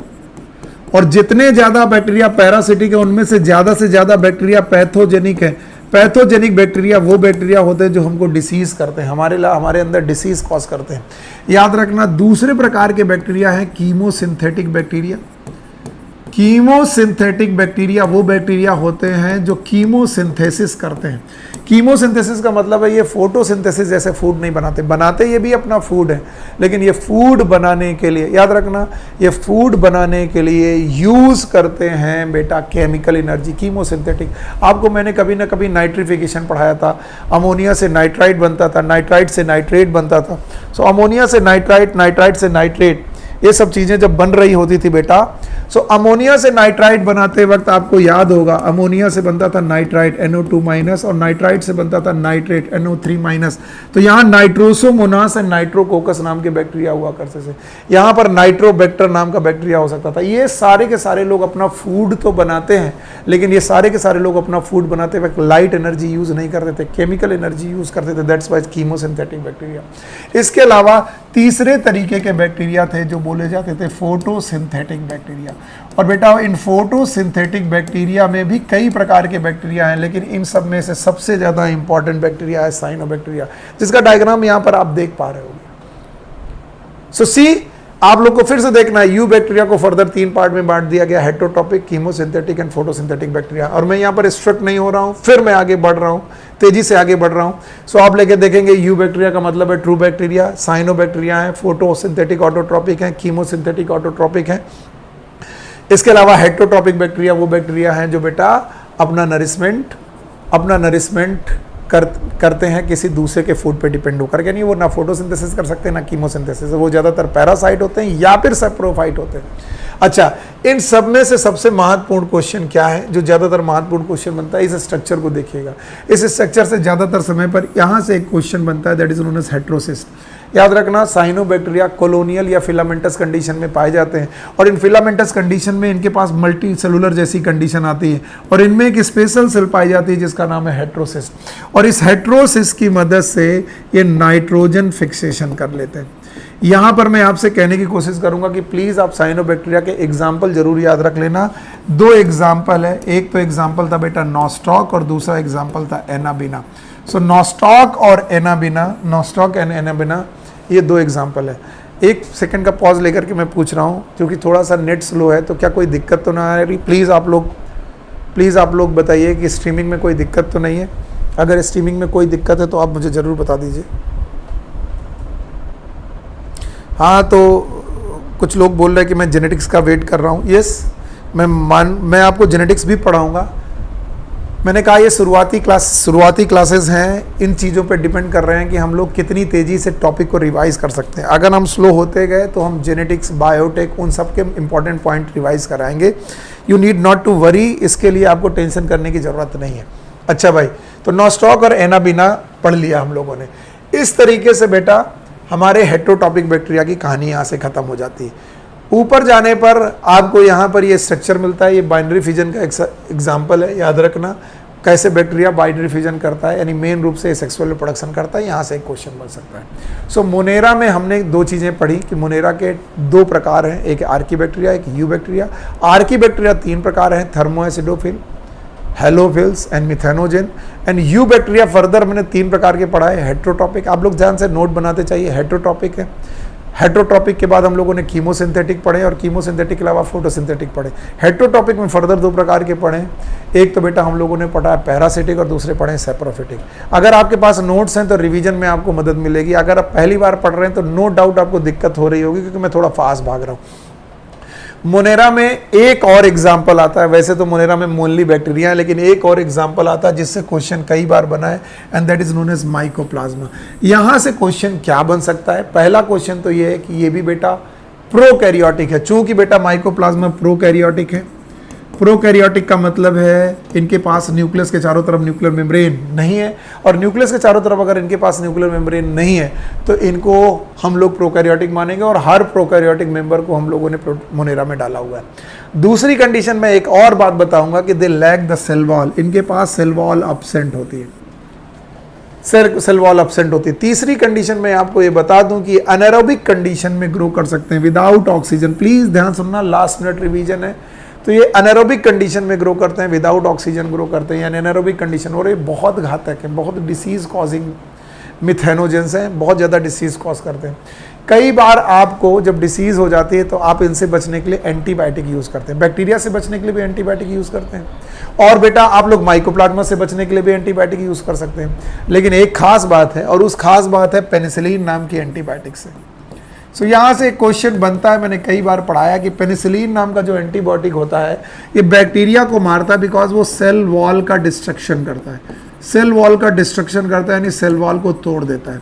सो कई बार ये क्वेश्चन पूछा जा चुका है हम लोग के समय पर कि बताइए माइकोप्लाज्मा में अगर हम पेनिसिलिन नाम की एंटीबायोटिक डालें तो वो पेनिसिलिन नाम की एंटीबायोटिक डालने से माइकोप्लाज्मा मरेगा कि नहीं मरेगा? बिल्कुल नहीं मरेगा। क्यों नहीं मरेगा? पहली बात तो ये है कि पेनिसिलिन सेल वॉल का डिस्ट्रक्शन करता है और माइकोप्लाज्मा के पास सेल वॉल नहीं है। सो इस तरीके से हम लोगों ने मोनेरा को ख़त्म किया। मोनेरा ख़त्म करने के बाद हमारे पास दूसरा किंगडम आता है प्रोटिस्टा। याद रहे, प्रोटिस्टा को पढ़ाते वक्त मेरे टीचर मुझसे बोल देते कि सुनील ये एक रिफ्यूजी कैंप जैसा है। What is refugee camp? What is refugee camp? जहां से बेटा लोग भगाए जाएं और दूसरी जगह पहुंच जाएं। हम लोगों ने 5 किंगडम पढ़े हैं, प्लीज डिटेल पे ध्यान के जाइए। पहला किंगडम है मोनेरा, ये सबसे बेटा अलग टाइप का किंगडम है क्योंकि प्रोकैरियोटिक है। सो मोनेरा तो प्रोकैरियोटिक हो गया। अब बाकी बचे हुए 3 किंगडम है, क्योंकि प्रोटिस्टा को हटा रहा हूं। एक किंगडम हो गया एक किंगडम हो गया फंजाई, दूसरा किंगडम हो गया प्लांट, तीसरा किंगडम हो गया एनिमल। ये तीनों के तीनों किंगडम बेटा यूकैरियोटिक हैं। बहुत ध्यान से सुनिएगा, शायद समझ में आ जाए, अगर नहीं समझ में आएगा तो दिक्कत है। अब बचता है प्रोटिस्टा, कि जब मोनेरा इस दुनिया में था तो हमें प्रोटिस्टा की जरूरत क्यों पड़ी? Because fungi, plant and animal ये सब के सब हैं मल्टी सेलुलर। कैसे लोग हैं ये लोग? Multi cellular. और बेटा मोनेरा था प्रोकैरियोट, ये है मल्टी सेलुलर यूकैरियोटिक, ये यूकैरियोटिक है। अब अगर कोई फंजाई यूनिसेलुलर हुआ, तो फंजाई किंगडम में रहने लायक नहीं, या फिर वो एक्सेप्शन माना जाएगा। अगर कोई प्लांट में एल्गी यूनिसेलुलर हुआ तो उसको यूनिसेलुलर प्लांट में प्लांट किंगडम तो नहीं मिलने वाला 5 किंगडम क्लासिफिकेशन का, तो उसे यूनिसेलुलर बंदे को भगाया जाएगा। और अगर कोई एनिमल यूनिसेलुलर हुआ तो भी भगा दिया जाएगा। इसका मतलब यूनिसेलुलर लोगों को इन तीनों किंगडम में जगह मिलने वाली नहीं है। अब वो यूनिसेलुलर लोग जाएंगा, वो प्रोटिस्टा में चले गए। तो प्रोटिस्टा की अपनी कोई बाउंड्री नहीं है। प्रोटिस्टा की खास बात है ये यूनिसेलुलर यूकैरियोटिक है, और यूनिसेलुलर यूकैरियोटिक होने के साथ साथ ये उन सारे लोगों का वेलकम करता है जो कहां से भगाए गए, फंजाई से या फिर प्लांट से या फिर एनिमल से। मैं अपने बच्चों से पूछता हूं कि फंजाई प्लांट एनिमल से भगाए ही क्यों गए? भगाने की वजह बेटा एक ही है, और वो ये है कि बेटा फंजाई प्लांट और एनिमल मल्टी सेलुलर है। अगर कोई फंजाई यूनिसेलुलर है तो फंजाई किंगडम में नहीं रह सकता, कोई प्लांट अगर यूनिसेलुलर है तो प्लांट किंगडम में नहीं रह सकता, और कोई एनिमल अगर यूनिसेलुलर है तो बेटा कभी भी एनिमल अगर यूनिसेलुलर है तो एनिमल किंगडम में नहीं रह सकता, फिर उसको कहाँ जाना पड़ेगा? प्रोटिस्टा में। इसलिए प्रोटिस्टा रिफ्यूजी कैंप की तरह, और प्रोटिस्टा की बाउंड्रीज कभी भी क्लियर नहीं है। इसलिए मैं कहता हूँ प्रोटिस्टा में बेटा प्लांट जैसे लोग भी हैं, एनिमल जैसे लोग भी हैं, प्लांट जैसे लोग, सॉरी प्लांट, एनिमल और फंजाई जैसे लोग भी हैं। और एनसीईआरटी इस बात को बहुत अच्छी तरीके से बताती है। अगर आप लोग ध्यान देखेंगे तो बेटा यहाँ पर 5 तरीके के लोग हैं, 5 तरीके के लोगों को ध्यान से देखिएगा। पहला तरीका है क्राइसोफाइटा, दूसरा है डाइनोफ्लैजलेट, तीसरा है यूग्लिनोइड, चौथा है स्लाइम मोल्ड, और 5वां है प्रोटोजोआ। अब अगर तुमसे पूछा जाए कि बताओ इन प्रोटिस्टा में ये 5 लोग क्यों हैं, ये सब के सब यूनिसेलुलर हैं, whether it is a Chrysophyta, dinoflagellate, euglenoid, slime mould और प्रोटोजोआ। यहां से एक बार क्वेश्चन बन चुका है, डायरेक्ट क्वेश्चन बन चुका है। जिनमें से क्राइसोफाइटा एंड डाइनोफ्लैजलेट ये दोनों के दोनों प्लांट लाइक है, ये प्लांट की जैसे प्लांट लाइक है, मैं फिर से बता दूं। इसके बाद आपके पास स्लाइम मोल्ड है, ये फंजाई लाइक है, it is a fungi like, mould का मतलब ये होता है फंजाई। और इसके बाद बेटा ये जो प्रोटोजोआ है इट इज एनिमल लाइक, ये एनिमल की तरह है, याद रखना भाई, इट इज एनिमल लाइक।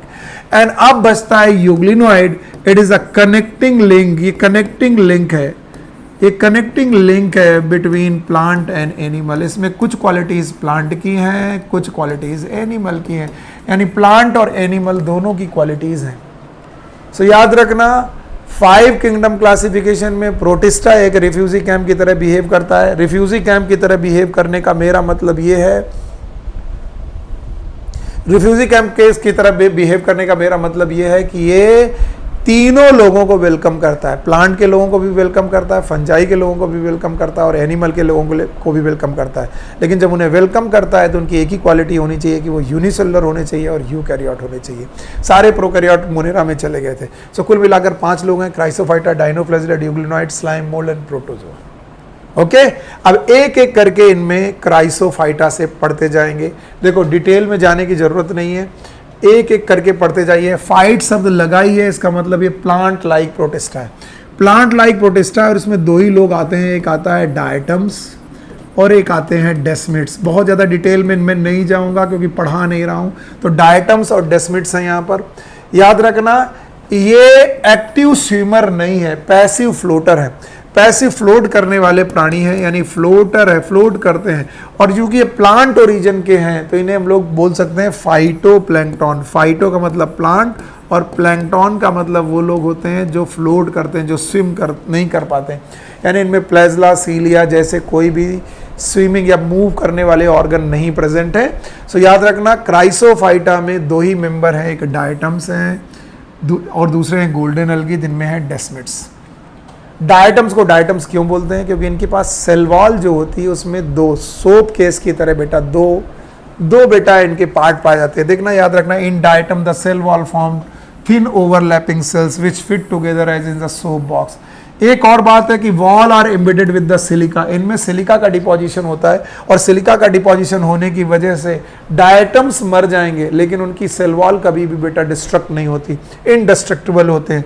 और बोलते हैं बिलियंस ऑफ ईयर से बेटा ये डायटमेसियस अर्थ के रूप में डिपॉजिट हो रहा है समुद्र के किनारे, जहां पर डायटम्स इकट्ठे हो गए। 1-2 साल में नहीं है, बिलियंस ईयर से बेटा इकट्ठे हुए और एक ग्रिटी सॉइल बना दिया है। और जो ग्रिटिंग सॉइल है उसका नाम है डायटोमेसियस अर्थ है। इससे polishing, filtration of oil, syrup.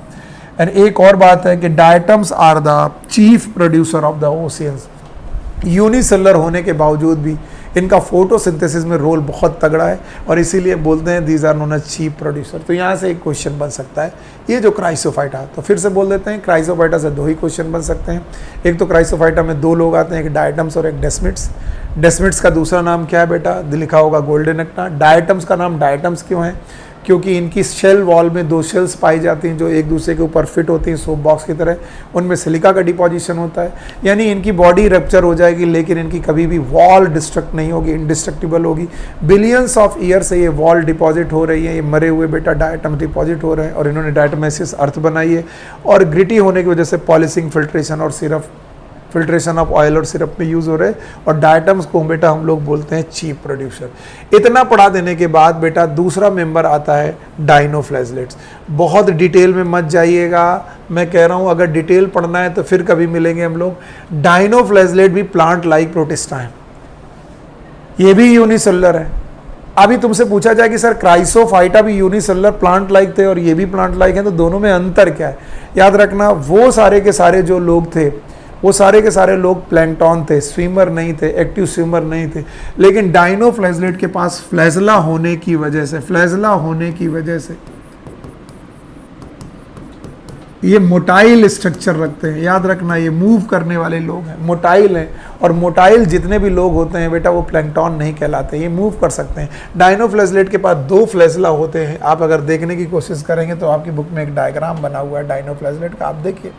ये जो डाइनोफ्लैजलेट है इनकी बॉडी में ग्रूव्स पाए जाते हैं और 2 फ्लैजला होते हैं बेटा, एक लॉन्गिट्यूडनल फ्लैजला, एक बेटा वर्टिकल फ्लैजला, और 2 फ्लैजला होने की वजह से इन्हें हम लोग डाइनोफ्लैजलेट्स बोलते हैं। डायग्राम बेहतर बना हुआ है बुक में, मैंने जो बनाया वो बिगाड़ा ही है, तो आप लिख देखेंगे लॉन्गिट्यूडनल और ट्रांसवर्स फ्लैजला होते हैं डाइनोफ्लैजलेट। और इससे एक ही क्वेश्चन आज तक बनता आया है, और वो क्वेश्चन आता है बेटा गायनालॉग से। याद रखना, इसे रेड टाइड के नाम से जानते हैं, रेड डाइनोफ्लैजलेट के नाम से जानते हैं। और बेटा ये जहाँ पर भी रहता है वहाँ पर टॉक्सिन्स रिलीज करता है, जिससे नीचे रहने वाली मछलियाँ या फिर एनिमल की मास डेथ होती है, 1-2 नहीं बहुत ज़्यादा डेथ होती है, और इस वजह से इसको हम लोग डाइनोफ्लैजलेट को हम लोग रेड टाइड के नाम से जानते हैं। सो कई बार रेड टाइड नाम का एक क्वेश्चन बना है, अभी डिटेल में नहीं जाएंगे, केवल डाइनोफ्लैजलेट और बेटा क्राइसोफाइटा में डिफरेंस देखना है तो आपको यही देखना है। इसके बाद आप ऊपर पहुंचेंगे और यूग्लिनॉइड में, फिर से बोल देना हूँ, यूग्लिना जो है it is a connecting link between plant and animal. आप सारे लोग मुझसे पूछ सकते हैं कि यूग्लिना में प्लांट के कैरेक्टर क्या है और एनिमल के कैरेक्टर क्या है, पूछ सकते हैं, मैं बता भी सकता हूँ। लेकिन पहले यूग्लिना का स्ट्रक्चर देखने की कोशिश करिए। आपकी बुक में यूग्लिना का यूनिसेलुलर स्ट्रक्चर बना हुआ है, ये स्ट्रक्चर बना हुआ है यूग्लिना का स्ट्रक्चर। बोलते हैं पहली बात तो यूग्लिना के पास भी 2 फ्लैजला है, 2 फ्लैजला है। एक फ्लैजला लंबा फ्लैजला है, ये रहा एक बड़ा सा फ्लैजला, और एक छोटा फ्लैजला, एक शॉर्ट फ्लैजला है। सो लॉन्ग फ्लैजला ये तो मोटिलिटी के लिए, शॉर्ट फ्लैजला फूड कैप्चर के लिए। और जो फूड कैप्चर के लिए फ्लैजला है तो याद रखना ये होलोजोइक न्यूट्रिशन कर सकते हैं। और मैंने बोला था अगर इस दुनिया में कोई होलोजोइक न्यूट्रिशन कर सकता है तो 5 स्टेप में खाना खाएगा, इंजेशन, डाइजेशन, एब्जॉर्प्शन, एसिमिलेशन। और होलोजोइक न्यूट्रिशन बेटा is the feature of animal. So Euglena बेटा खाना खाता है जैसे एनिमल खाते हैं, और खाना खाने के लिए खाने को इंगल्फ करना पड़ेगा, इसलिए इसकी बॉडी में सेल वॉल नहीं हो सकती, बिकॉज सेल वॉल है रिजिड, और रिजिड चीजें अंदर किसी भी चीज को इंगल्फ नहीं कर पाती। तो याद रखना इनकी सेल मेम्ब्रेन के बाहर एक लेयर होती है that is known as pellicle, और ये पेलिकल बेटा एक फ्लेक्सिबल लेयर है जो प्रोटीन की बनी है। याद रखना it is a protein rich layer, यहाँ पर बहुत सारी प्रोटीन होती है, प्रोटीन रिच लेयर होती है, पेलिकल बोलते हैं इसे हम लोग। और मुख्यतः बेटा ये फ्लेक्सिबल है, बहुत रिजिड नहीं है, आपकी बुक में दिया है, याद रखना। फिर आप बोलेंगे एनिमल की तरह तो हो गया सर, पर प्लांट क्यों कहलाता है? प्लांट कहलाने की वजह बेटा है कि यूग्लिना के पास क्लोरोफिल पाई जाती है, और ये क्लोरोफिल 2 प्रकार की क्लोरोफिल रखता है, ए एंड बी, और ए और बी क्लोरोफिल हाइयर प्लांट की क्लोरोफिल है, यानी हाइयर प्लांट यानी आम, नीम जो क्लोरोफिल रखते हैं वो यूग्लिना भी रखता है। तो ये हाइयर प्लांट की तरह फोटोसिंथेसिस भी कर लेता है। तो अब अजीब प्लांट है कि अगर बेटा सनलाइट पड़ेगी, यानी दिन में तो ये फोटोसिंथेसिस कर लेता है यूग्लिना, और रात में जब सनलाइट नहीं प्रेजेंट होगी तो एनिमल की तरह बेटा होलोजोइक न्यूट्रिशन कर लेता है। तो ये होलोजोइक न्यूट्रिशन भी कर लेता है और साथ में बेटा ये फोटोसिंथेसिस भी कर सकता है। इसलिए यूग्लिना जो होता है बेटा it is a connecting link between plant and animal.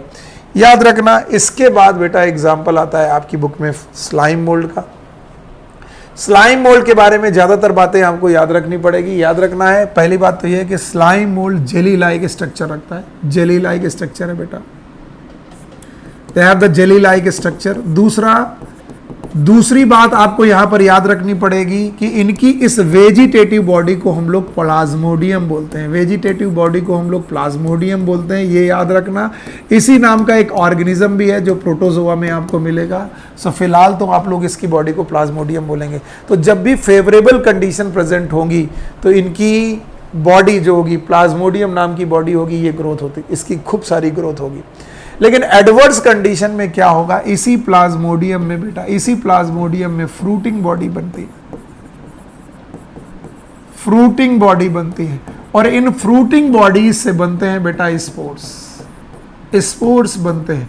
और याद रखना ये जो स्पोर्स होते हैं they are the wireless,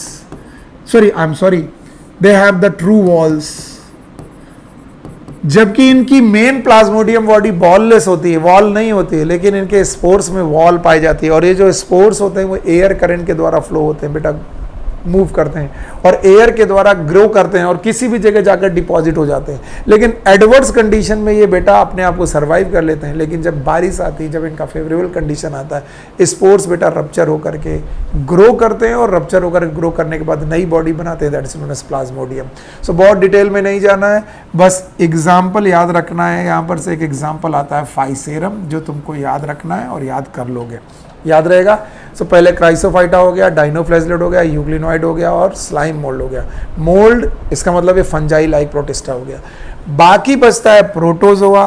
proto का मतलब ही होता है प्रिमिटिव, याद रखना, प्रोटो का मतलब होता है प्रिमिटिव और जोआ का मतलब होता है एनिमल्स। ये प्रिमिटिव एनिमल लाइक ऑर्गेनिज्म है, ऐसे ऑर्गेनिज्म है जो बहुत प्रिमिटिव है और इन्हें एनिमल माना गया।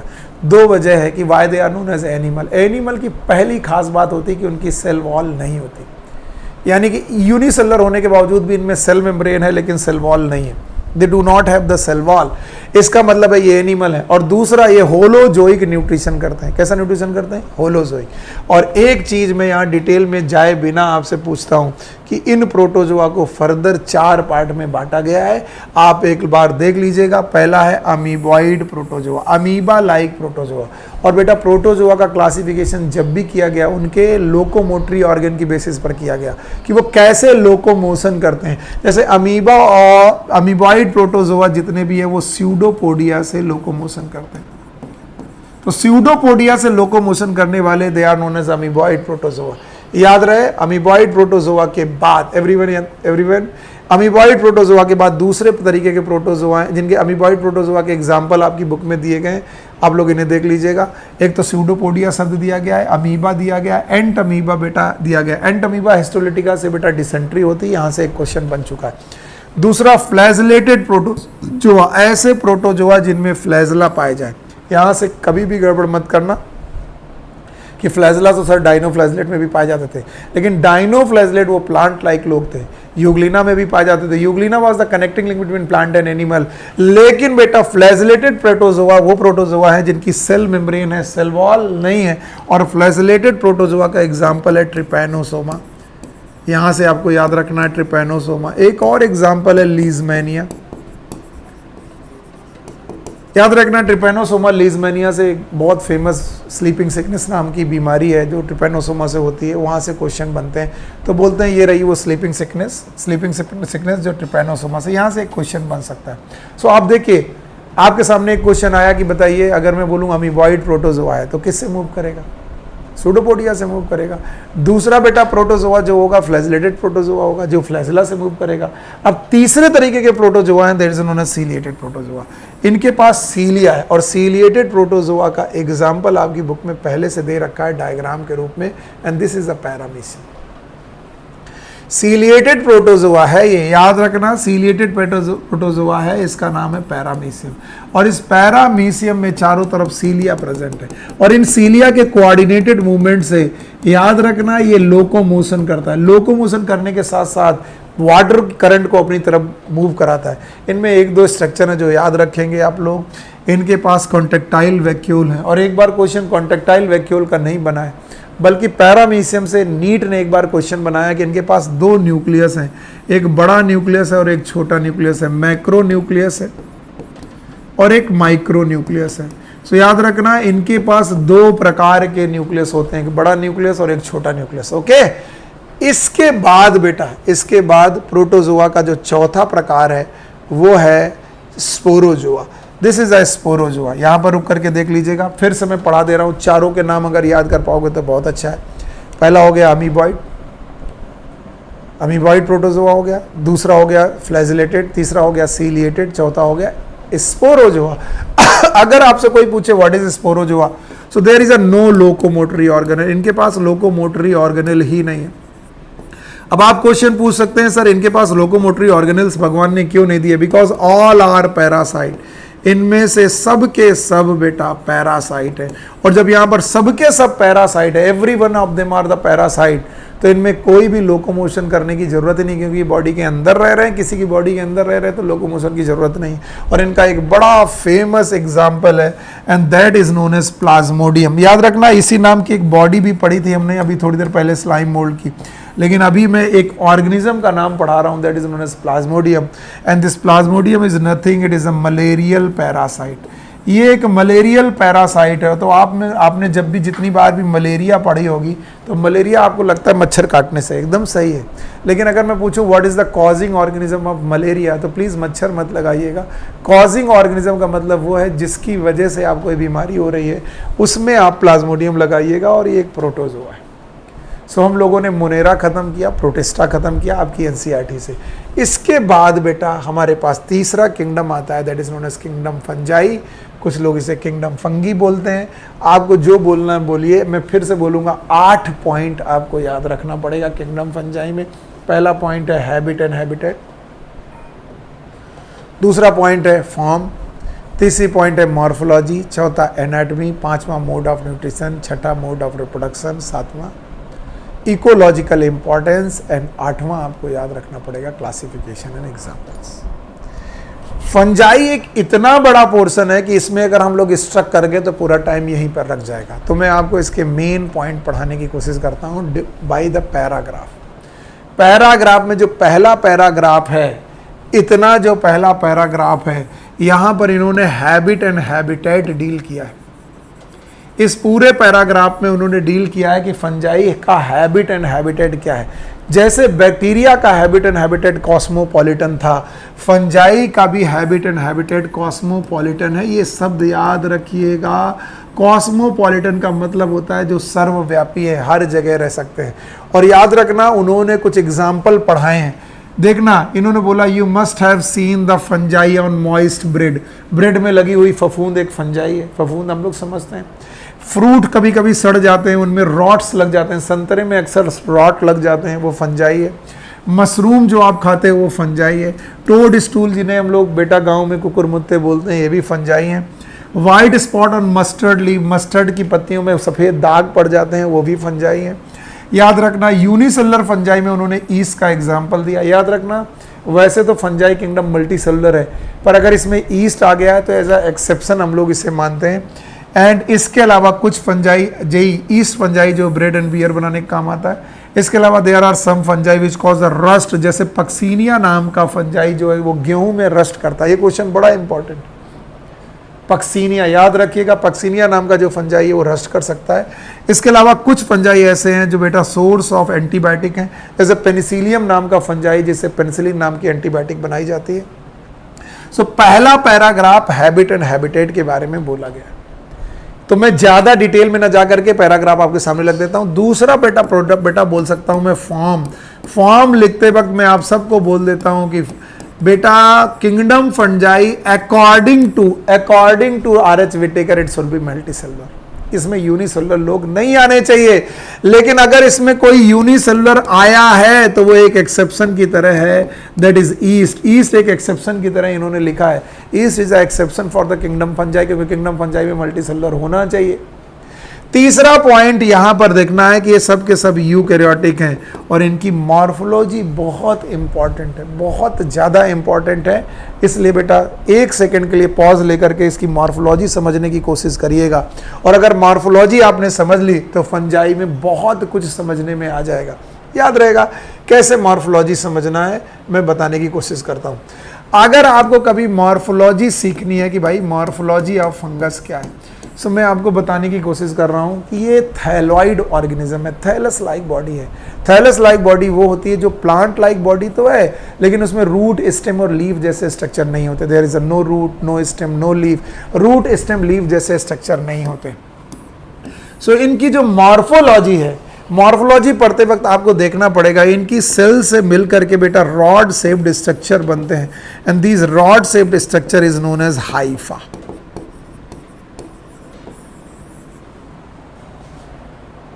एक और बात मुझे आपसे बात करनी है कि जो सेल्स होती हैं इनमें सेल वॉल पाई जाती है, and the cell wall is made up of chitin. तो जो बेटा ये काइटिनस सेल वॉल के स्ट्रक्चर है, ये रॉड से एक स्ट्रक्चर बनाएंगे, that structure is known as hypha. अब ये हाइफा आपस में जुड़ करके बेटा नेटवर्क बनाएंगे, and that network of hypha is known as mycelium, and this mycelium will form the body known as thallus like body. तो मैं बच्चों को पढ़ाते वक्त बोलता हूं कि बेटा प्लीज ऐसे समझिए कि मेन बॉडी का नाम है थैलस, थैलस के अंदर घुसोगे तो मिलेगी माइसीलियम, माइसीलियम के अंदर घुसोगे तो मिलेंगे हाइफा। अब इन हाइफा के फॉर्मेशन को समझ लीजिए, घबराना बंद हो जाएगा। हाइफा बन रहे हैं सेल से, और अगर बेटा हाइफा बनते वक्त जो सेल आपस में जुड़ी हैं इनकी क्रॉस वॉल खत्म हो गई है, क्रॉस वॉल खत्म हो गई है, इसका मतलब है इनका साइटोप्लाज्म कॉन्टिन्यूअस हो गया है। और साइटोप्लाज्म अगर कॉन्टिन्यूअस हो गया है तो याद रखना एक हाइफा में सेप्टा एब्सेंट है, यानी सेल्स तो हैं, मैनी सेल्स तो हैं, लेकिन सेल के बीच की क्रॉस वॉल खत्म हो गई है। ऐसे हाइफा को हम लोग एसेप्टेट हाइफा बोलते हैं।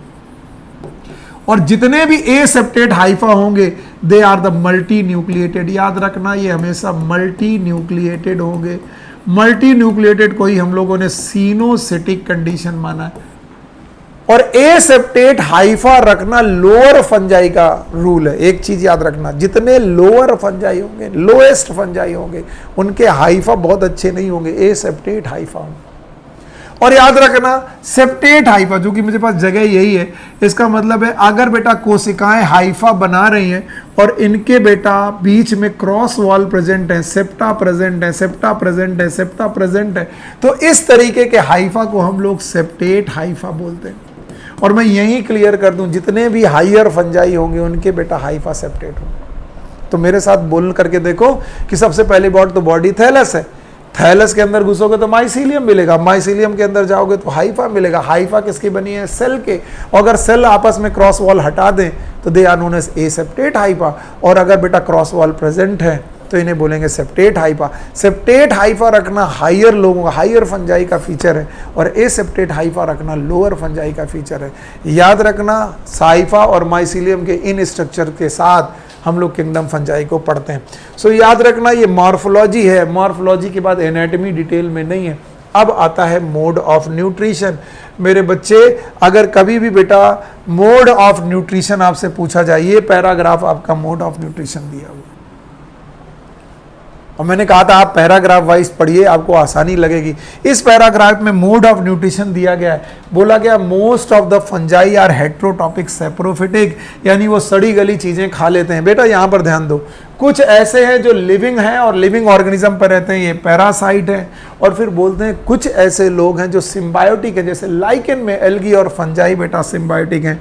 और माइकोराइजा में रूट ऑफ हायर प्लांट, जैसे कि पाइनस नाम के पौधे की जो रूट्स हैं उनमें फंजाई का आपस में एसोसिएशन है, that is known as mycorrhiza. बच्चा, समस्या वो लोग हैं जो मेरिट सीक्वेंस को नहीं समझते। जो सीक्वेंस समझते होंगे उन्हें मालूम है, हैबिट एंड हैबिटेट पढ़ लिया हमने, फॉर्म पढ़ लिया, मॉर्फोलॉजी पढ़ लिया, एनाटॉमी थी नहीं। मोड ऑफ न्यूट्रिशन सामने रखा है। अगर आप देखोगे तो मोड ऑफ रिप्रोडक्शन आपके सामने। सो तीसरा पॉइंट जो आपकी बुक बताने की कोशिश करेगी, and that is known as mode of reproduction. और मुझे मोड ऑफ रिप्रोडक्शन समझाने में बिल्कुल दिक्कत नहीं है, लेकिन आप लोगों को याद होना चाहिए मैंने मोड ऑफ रिप्रोडक्शन जब भी आपको समझाया है तब आपको मैंने बताया है कि बेटा 3 प्रकार का रिप्रोडक्शन है। One is known as vegetative reproduction, दूसरे तरीके का रिप्रोडक्शन है एसेक्सुअल रिप्रोडक्शन, और तीसरे प्रकार का रिप्रोडक्शन है सेक्सुअल रिप्रोडक्शन। और प्लीज इन्हें समझिएगा, क्योंकि फंजाई का क्लासिफिकेशन इन्हीं रिप्रोडक्शन की बेसिस कर जाएगा और फिर आपको टॉपिक समझ में नहीं आएगा। याद रखना, एक है वेजिटेटिव रिप्रोडक्शन, दूसरा है सेक्सुअल रिप्रोडक्शन, तीसरा है sexual reproduction. Most of the fungi, not all, most of the fungi जो वेजिटेटिव रिप्रोडक्शन करते हैं वो फ्रेगमेंटेशन से करते हैं। ये शब्द याद रखना, फंजाई का फ्रेगमेंट टूट जाता है, फ्रेगमेंटेशन से रिप्रोडक्शन करना, it is known as vegetative reproduction. इसके अलावा अगर ईस्ट जैसा फंजाई है मेरा बच्चा, अगर ईस्ट जैसा फंजाई है तो ये बर्डिंग भी कर सकता है और ये बाइनरी फिजन भी कर सकता है। लेकिन ईस्ट को चूंकि किंगडम फंजाई में रखा नहीं गया है, तो अगर मुझसे पूछा जाए vegetative reproduction of the fungi क्या होगा, तो मैं बर्डिंग और बाइनरी फिजन बताने से बचूंगा और मैं सीधे क्या बोलूंगा, फ्रेगमेंटेशन। तो most of the time vegetative reproduction is fragmentation. अब आ जाता है ए सेक्सुअल रिप्रोडक्शन। मेरे बच्चे, ए सेक्सुअल रिप्रोडक्शन ये दो तरीके से कर सकते हैं। एक तो बेटा ये कोनिडिया बनाते हैं, डिटेल में नहीं जाऊंगा, आपको मालूम है कोनिडिया क्या होता है। और दूसरा ये लोग स्पोर्स बनाते हैं। ए सेक्सुअल स्पोर्स अलग हैं, सेक्सुअल स्पोर्स अलग हैं। ए सेक्सुअल स्पोर्स जो होते हैं वो दो प्रकार के हैं, या तो जू स्पोर्स है, मोटाइल वाले स्पोर हैं जू स्पोर, और दूसरे बेटा ए प्लानो स्पोर्स।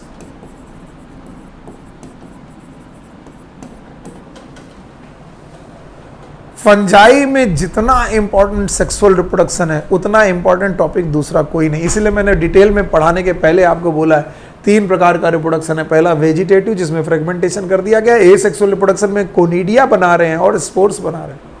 जितने एरियल फंजाई होंगे, मेरी बात ध्यान सुनना, जो एयर में या लैंड में रहने वाले फंजाई होंगे वो लोग कोनिडिया नाम का स्ट्रक्चर बनाएंगे। कोनिडिया एक एक्सोजिनस स्ट्रक्चर है, नॉन मोटाइल स्ट्रक्चर है, हवा में उड़ता है। लेकिन जितने में पानी में रहने वाले फंजाई होंगे वो जनरली जू स्पोर्स बनाएंगे। फिर से सुनना, पानी में रहने वाले फंजाई जितने भी होंगे वो जू स्पोर्स बनाने की कोशिश करेंगे, और जितने भी एरियल फंजाई हैं, लैंड फंजाई हैं, वो हमेशा कोनिडिया बनाने की कोशिश करेंगे। ये छोटा सा कॉन्सेप्ट है। और तीसरा सेक्सुअल रिप्रोडक्शन। और सेक्सुअल रिप्रोडक्शन पढ़ाने के पहले मैं आपसे सेक्सुअल रिप्रोडक्शन पढ़ाने के पहले मैंने पहले ये दोनों पढ़ाना चाहता हूँ, वेजिटेटिव रिप्रोडक्शन और ए सेक्सुअल। तो बताइए कि फंजाई का वेजिटेटिव रिप्रोडक्शन अगर लगाने को आ जाए तो आप मेन रूप से कौन सा रिप्रोडक्शन लगाएंगे? And you will see it will be the fragmentation. अगर ए सेक्सुअल रिप्रोडक्शन लगाने की बात आ जाए तो आप दो प्रकार से लगाइएगा, या तो कोनिडिया बनाएंगे जो कि नॉन मोटाइल स्पोर जैसे स्ट्रक्चर है, एक्सोजिनस है यानी कि कोनिडियोफोर के बाहर बनते हैं, और तीसरा सेक्सुअल ए सेक्सुअल स्पोर्स में जू स्पोर और ए प्लानो स्पोर्स। अब बचता है सेक्सुअल रिप्रोडक्शन। देखिए, सेक्सुअल रिप्रोडक्शन को समझने के लिए मेरे बच्चे, सेक्सुअल रिप्रोडक्शन को समझने के लिए आपको सबसे पहले समझना होगा फर्टिलाइजेशन। अगर आपने कभी भी सेक्सुअल रिप्रोडक्शन पढ़ा होगा तो बोला गया होगा सेक्सुअल रिप्रोडक्शन का जो सबसे इंपॉर्टेंट बेटा फीचर है वो है सिंगैमी या फिर फ्यूजन, या फिर हम लोग बोलते हैं फर्टिलाइजेशन। अगर फर्टिलाइजेशन हो रहा है तो हम लोग बोलेंगे सेक्सुअल रिप्रोडक्शन हो रहा है। अब होता क्या है, एक होता है मेल गैमीट, एक होता है फीमेल गैमीट। मेल गैमीट और फीमेल गैमीट के पास, एवरीवन हियर, मेल गैमीट और फीमेल गैमीट के पास अपने न्यूक्लियस और अपने साइटोप्लाज्म है। ये जो मैंने बीच में स्ट्रक्चर बनाया इसे न्यूक्लियस मान लीजिए, और बचे हुए स्ट्रक्चर को साइटोप्लाज्म मान लीजिए। और बोलते हैं जब भी इनमें आपस में फर्टिलाइजेशन होने जा रहा होता है, एवरीवन इन हियर, पहले मैं एल्गी का फर्टिलाइजेशन सिखाऊंगा आपको, नॉर्मल फर्टिलाइजेशन सिखाऊंगा, फिर फंजाई का फर्टिलाइजेशन सिखाऊंगा। सो अभी मैं जो पढ़ाने जा रहा हूं फर्टिलाइजेशन, ये नॉर्मल एल्गी का फर्टिलाइजेशन होता है। तो होता क्या, नॉर्मली जब एल्गी फर्टिलाइजेशन करते हैं तो इनके मेल और फीमेल गैमीट का साइटोप्लाज्म आपस में फ्यूज होता है, that is known as plasmogamy. और जिस समय पर साइटोप्लाज्म फ्यूज हो रहा होता है उसी समय इनके न्यूक्लियस फ्यूज हो जाते हैं, it is known as karyogamy. याद रखना, न्यूक्लियस का फ्यूज होना इट इज कैरियोगैमी, और साइटोप्लाज्म का फ्यूज होना इट इज प्लाज्मोगैमी। इसका मतलब प्लाज्मोगैमी और कैरियोगैमी अगर दोनों एक साथ हो जाएं तो एक स्ट्रक्चर बनता है जाइगोट, और जाइगोट बिकम 2n। ये हमेशा 2n स्ट्रक्चर होता है, क्योंकि ये गैमीट n है, ये गैमीट n है, प्लाज्मोगैमी कैरियोगैमी साथ में हो गई तो जाइगोट बन गया। याद रखना, जब प्लाज्मोगैमी और कैरियोगैमी साथ में हो जाए तो इस प्रोसेस को हम लोग बोलते हैं सिंगैमी। सिन का मतलब ही होता है साथ साथ, गैमी का मतलब होता है fusion. Whenever the plasmogamy and karyogamy occur together, it is or simultaneously it is known as syngamy, और syngamy के बाद बनता है जाइगोट। याद रखना, एल्गी या फंजाई, ये मेनली रूप से मैं एल्गी बता रहा हूं, एल्गी जो होते हैं इस जाइगोट में करवा लेते हैं मियोसिस, और इस जाइगोट से मियोसिस कराने के बाद अब स्पोर्स बनते हैं। सो मेरे बच्चे, मैं बता दूं, हर बार आप लोग जब स्पोर शब्द बोलते हैं, ये सेक्सुअल स्पोर नहीं होते, कई बार स्पोर सेक्सुअल स्पोर्स होते हैं। अगर जाइगोट से कोई स्पोर बन जाए और बेटा उस स्पोर को हम लोग क्या बोलेंगे, सेक्सुअल स्पोर बोलेंगे। तो ये नॉर्मल सिंगेमी है, समझे आप। नॉर्मल सिंगेमी में क्या होगा, प्लाज्मोगेमी और कैरियोगेमी साथ साथ हो जाएगी। और ये एल्गी का फीचर है, ये मेनली एल्गी का फीचर है, ब्रायोफाइटा का फीचर है, प्लांट का फीचर है। लेकिन फंजाई इस फीचर को नहीं मानते। अगर कोई रियल फंजाई है तो वो इस फीचर को नहीं मानेगा। और रियल फंजाई क्या करने लगता है, रियल फंजाई या बोलेंगे advance fungi, not so advance fungi, उनमें होता क्या है कि जब भी मेल गैमीट या फीमेल गैमीट आमने सामने आएंगे, ध्यान सुनना, मेल गैमीट और फीमेल गैमीट आमने सामने आएंगे तो उनमें सबसे पहले होगी प्लाज्मोगैमी। और जिस समय प्लाज्मोगैमी हो रही होगी उस समय उनके न्यूक्लियस अलग थलग पड़े होंगे। इसका मतलब है उनमें न्यूक्लियस की कैरियोगैमी नहीं हुई होगी। इसका मतलब इनका एन और एन वाला कंडीशन अलग पड़ा होगा और इस कंडीशन को हम लोग बोलते हैं डाई कैरियन। याद रखना, ये क्वेश्चन बहुत इंपॉर्टेंट है, डाई कैरियन। अच्छा, डाई कैरियन कंडीशन आई क्यों, क्योंकि प्लाज्मोगैमी हुई और कैरियोगैमी नहीं हुई। इसके बाद जब बेटा प्लाज्मोगैमी हो चुकी होती है तो कुछ देर बाद बेटा प्लाज्मोगैमी के बाद कैरियोगैमी भी हो जाती है। और तुम जानते हो कि कैरियोगैमी हो गई तो इसके बाद बनेगा जाइगोट। अब आप मुझसे पूछेंगे कि सर एल्गी और फंजाई में ये डिफरेंस क्यों आया, why the algae and fungi have so much difference. Because plasmogamy के बाद जो कैरियोगैमी हो रही है, इस कैरियोगैमी होने तक बेटा होता क्या है, हमारी जाइगोट के ऊपर एक बॉडी बनती है, that body is known as fruiting body. That body is known as fruiting body.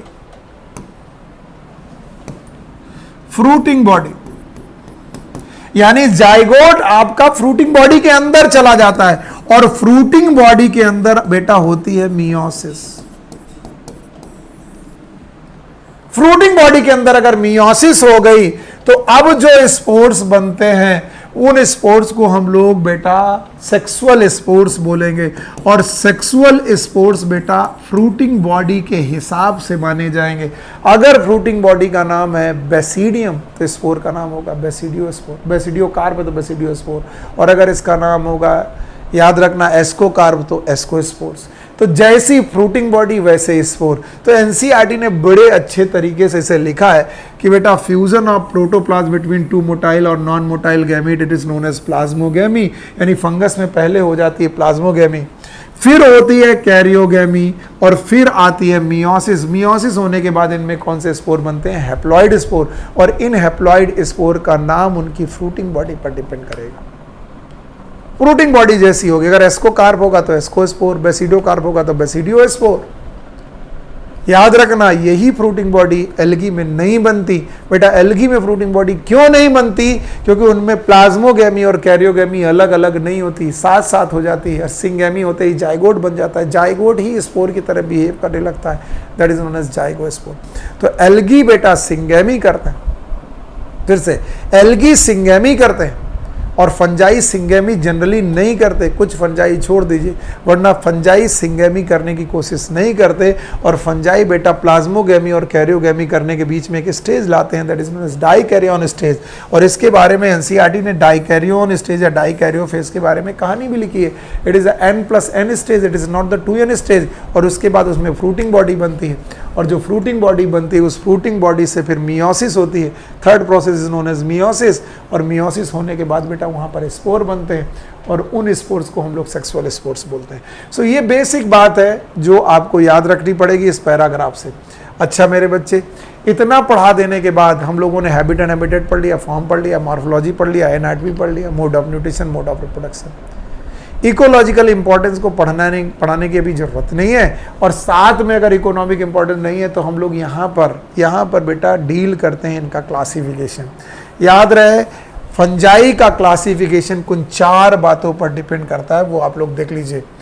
Morphology of the mycelium, mode of spore formation, fruiting body and बेटा सेक्सुअल रिप्रोडक्शन। मैं यहां पर लिख दे रहा हूं सेक्सुअल रिप्रोडक्शन। प्लीज़ ये पैराग्राफ की ये 3 लाइनें बहुत इंपॉर्टेंट तरीके से सीख लीजिएगा कि कभी कोई पूछा जाए फंजाई का क्लासिफिकेशन कितनी बातों पर डिपेंड करता है, तो आप बोल सकें 4 बातों पर। पहला, morphology of the mycelium, mode of the spore formation, fruiting body and the sexual reproduction. Fruiting body और सेक्सुअल रिप्रोडक्शन एक साथ लिख देना चाहिए, या फ्रूटिंग बॉडी लिखते ही सेक्सुअल रिप्रोडक्शन आपको मान लेना चाहिए। एक बात मैं आपको समझाने की कोशिश कर रहा हूँ, वो आप समझने की कोशिश भूल गए होंगे। मैंने आपको मॉर्फोलॉजी पढ़ाते वक्त 2 प्रकार के हाइफा पढ़ाए थे, एक ए सेप्टेट और एक सेप्टेट। वही है मॉर्फोलॉजी ऑफ माइसीलियम। ओके, इसके पहले कि बेटा ये लोग टोटल फंजाई आपको पढ़ाने की कोशिश करें, मैं आपको 4 बड़े क्लासेस फंजाई के लिख के दिखाता हूं कि 4 बड़े क्लासेस फंजाई के क्या क्या है। यस, पहला क्लास है फाइकोमाइसिटीज, हम सब जानते हैं फाइकोमाइसिटीज। दूसरा क्लास है एस्कोमाइसिटीज। तीसरा क्लास है बेसिडियोमाइसिटीज। और चौथा क्लास है ड्यूट्रोमाइसिटीज। मैंने जिन टीचर से पढ़ा है उन टीचर्स ने इन चारों क्लासेस के निक नेम भी बताए, अदर नेम भी बताए। फाइको का मतलब ही होता है बेटा एल्गी, माइसिटीज का मतलब होता है फंजाई, ऐसा फंजाई जिसमें एल्गी के गुण हो, इसीलिए फाइकोमाइसिटीज को हम लोग एल्गल फंजाई बोलने लगते हैं। We can say the algal fungi. Ascomycetes को हम लोग सैक फंजाई बोलने लगते हैं, बिकॉज इनमें सैक लाइक फ्रूटिंग बॉडी होती है। बेसिडियोमाइसिटीज को हम लोग बेटा क्लब फंजाई बोलने लगते हैं, ऐसी फंजाई जिनमें क्लब लाइक फ्रूटिंग बॉडी होती है। और ड्यूट्रोमाइसिटीज को हम लोग इम्परफेक्ट फंजाई बोलते हैं, इम्परफेक्ट फंजाई। यहां पर मैं रुक करके अपनी बात सुनने के लिए आपको बोलता हूं, प्लीज सुनिएगा, मेरे पर लिखूंगा नहीं। सबसे लोअर ग्रुप ऑफ फंजाई अगर माना जाए, जो सबसे लोएस्ट फंजाई हम लोग मानते हैं, वो है phycomycetes. They are the lower fungi. इनसे ज्यादा एडवांस है एस्कोमाइसिटीज, इनसे ज्यादा एडवांस है बेसिडियोमाइसिटीज, सबसे ज्यादा एडवांस है ड्यूट्रोमाइसिटीज। यानी the most advance fungi are the deuteromycetes. तो जैसे जैसे लोअर से हायर फंजाई की तरफ जाएंगे, यानी फाइकोमाइसिटीज से आप ड्यूट्रोमाइसिटीज की तरफ चलेंगे, जैसे जैसे फाइकोमाइसिटीज से ड्यूट्रोमाइसिटीज की तरफ चलेंगे, तो लोअर से हायर फंजाई की तरफ चलेंगे।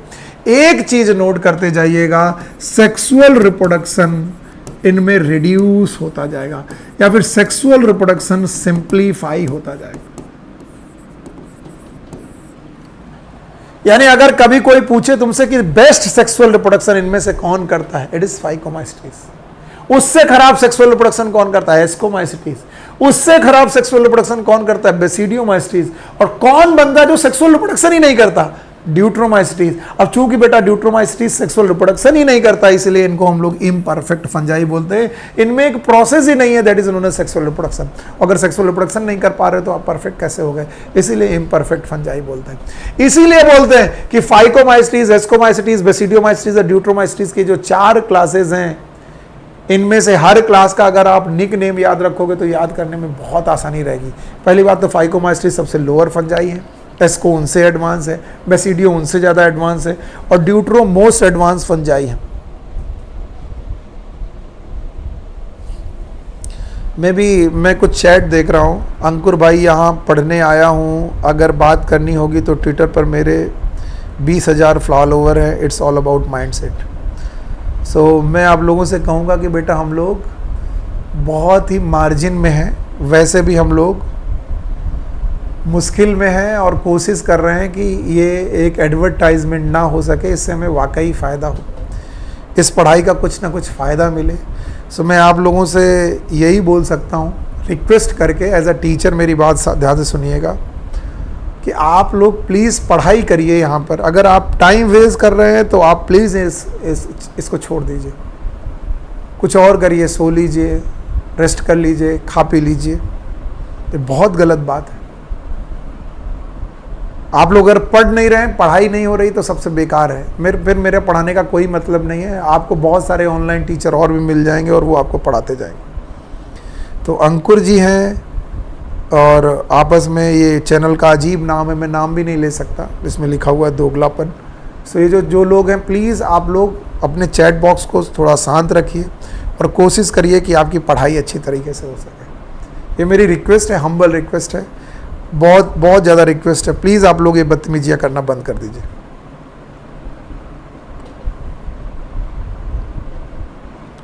आप लोग अगर चैट बॉक्स में बहुत बात करने आए हैं तो मैं I am not like that teacher, मैं उस लायक टीचर नहीं। आप लोग प्लीज़ पढ़िए तो मेरे साथ रहिए और नहीं तो छोड़ दीजिए। 2 घंटे 2.5 घंटे ना मैं एडवर्टाइजमेंट करने आया हूं ना कुछ करने आया हूं। कोशिश करिए कि मैंने आपको क्या समझाया।